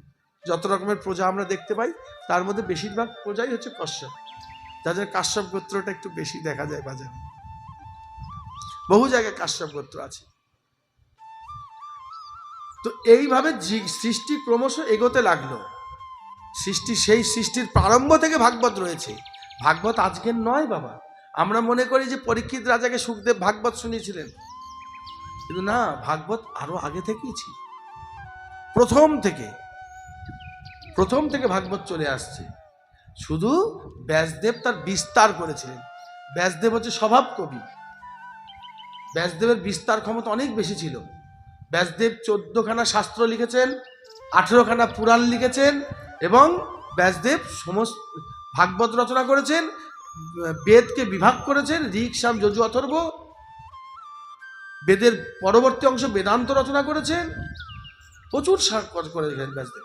ব্যাসদেব সম্বন্ধে জানতে গেলে আমরা অবাক হয়ে যাব, এত ক্ষমতা তার। এবং সব থেকে বড় কথা, ব্যাসদেব এখনো জীবিত আছে। আমরা শাস্ত্রে সপ্ত চিরজীবীর নাম পাই, 7 জন এখনো বেঁচে আছে। এই 7 জন প্রলয়ের পরে, মহাপ্রলয়ের পরে, পরবর্তী জগৎ যখন সৃষ্টি হবে, এই 7 জন দ্বারাই আবার রচনার সৃষ্টি হবে। সেই 7 জন কে কে? একজন হচ্ছে বলি রাজা, যিনি বামনদেবকে তার মস্তক পেতে দিয়েছিলেন। এই বলি রাজা পরের জন্মে হবেন ইন্দ্র, ইন্দ্রের আসনে তিনি বসবেন। একজন হচ্ছেন হনুমানজি, ইনি পরের সৃষ্টিতে ইনি ব্রহ্মার আসনে বসবেন। একজন হচ্ছে পরশুরাম, একজন হচ্ছে অশ্বত্থামা, ওই যে দ্রোণাচার্যের পুত্র। একজন কৃপাচার্য, একজন হচ্ছেন বিভীষণ। কটা হলো? হ্যাঁ হলো, 7টা হলো? হয়নি। ব্যাসদেব, সুখদেব। ব্যাসদেব এখনো জীবিত, সুখদেব এখনো জীবিত আছেন, হনুমানজি এখনো জীবিত আছেন, কৃপাচার্য এখনো জীবিত আছেন, পরশুরাম এখনো জীবিত আছেন, বলিরাজা এখনো জীবিত আছেন এবং বিভীষণ এখনো জীবিত আছেন। অশ্বত্থামা এরা সপ্ত চিরজীবী বলা হয়। এরা এই 4 যুগ বেঁচে থাকবে এবং পরবর্তী জন্মে পরবর্তী যখন সৃষ্টি করবে এরা আবার সেই সৃষ্টিটাকে নতুন করে সাজানোর কাজে ভগবানের অংশগ্রহণ। আর এরা সবাই পরম ভাগবত, এরা সকলেই কিন্তু ভগবানের মানে এই ভাগবতকে আশ্রয় করেই এরা সবাই সপ্ত চিরজীবী হয়ে আছেন। তাই ভাগবতের বিনাশ নাই, ভাগবতের ভক্তেরও বিনাশ নাই। আমার ভগবান যেমন অবিনাশী, ভগবানের ভক্ত অবিনাশী, আর এই ভাগবত অবিনাশী। মদ ভক্তা ন প্রণশ্যতি, ভগবান বলেই দিয়েছেন মদ ভক্তা ন প্রণশ্যতি। জগতে সব কিছু শেষ হয়ে যাবে কিন্তু ভগবানের ভক্তের বিনাশ নাই। একমাত্র বিনাশ যদি কারো না থাকে সেটা কার? ভগবানের ভক্তের। মান বলো, যশ বলো, রূপ বলো, যৌবন বলো, টাকা বলো, ধন সম্পত্তি বলো, বংশ বলো, সব শেষ হয়ে যাবে, কিচ্ছু থাকবে না। একমাত্র ভগবানের প্রতি যে ভক্তি, যে নিষ্ঠা আমরা করে থাকি তার কখনোই বিনাশ নাই। যেটুকু ভগবানের জন্য করবে সেটুকুই তোমার থেকে যাবে, সেইটাই তোমার আর কোনোদিন নষ্ট হবে না।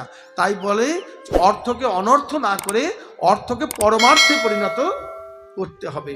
যে কথাটা বলে আমি প্রথম শুরু করেছিলাম, অর্থকে অনর্থের মধ্যে ব্যয় করলে হবে না, অর্থকে কিভাবে পরমার্থে পরিণত করা যায় সেই চিন্তা করতে হবে। ঠিক আছে, তাহলে আজকে এখানে বিশ্রাম রাখি, অধিবাস হবে। জয় জয় শ্রীমদ ভাগবত প্রেমানন্দে। হরি হরি বল মন, হরি বল হরি বল হরি।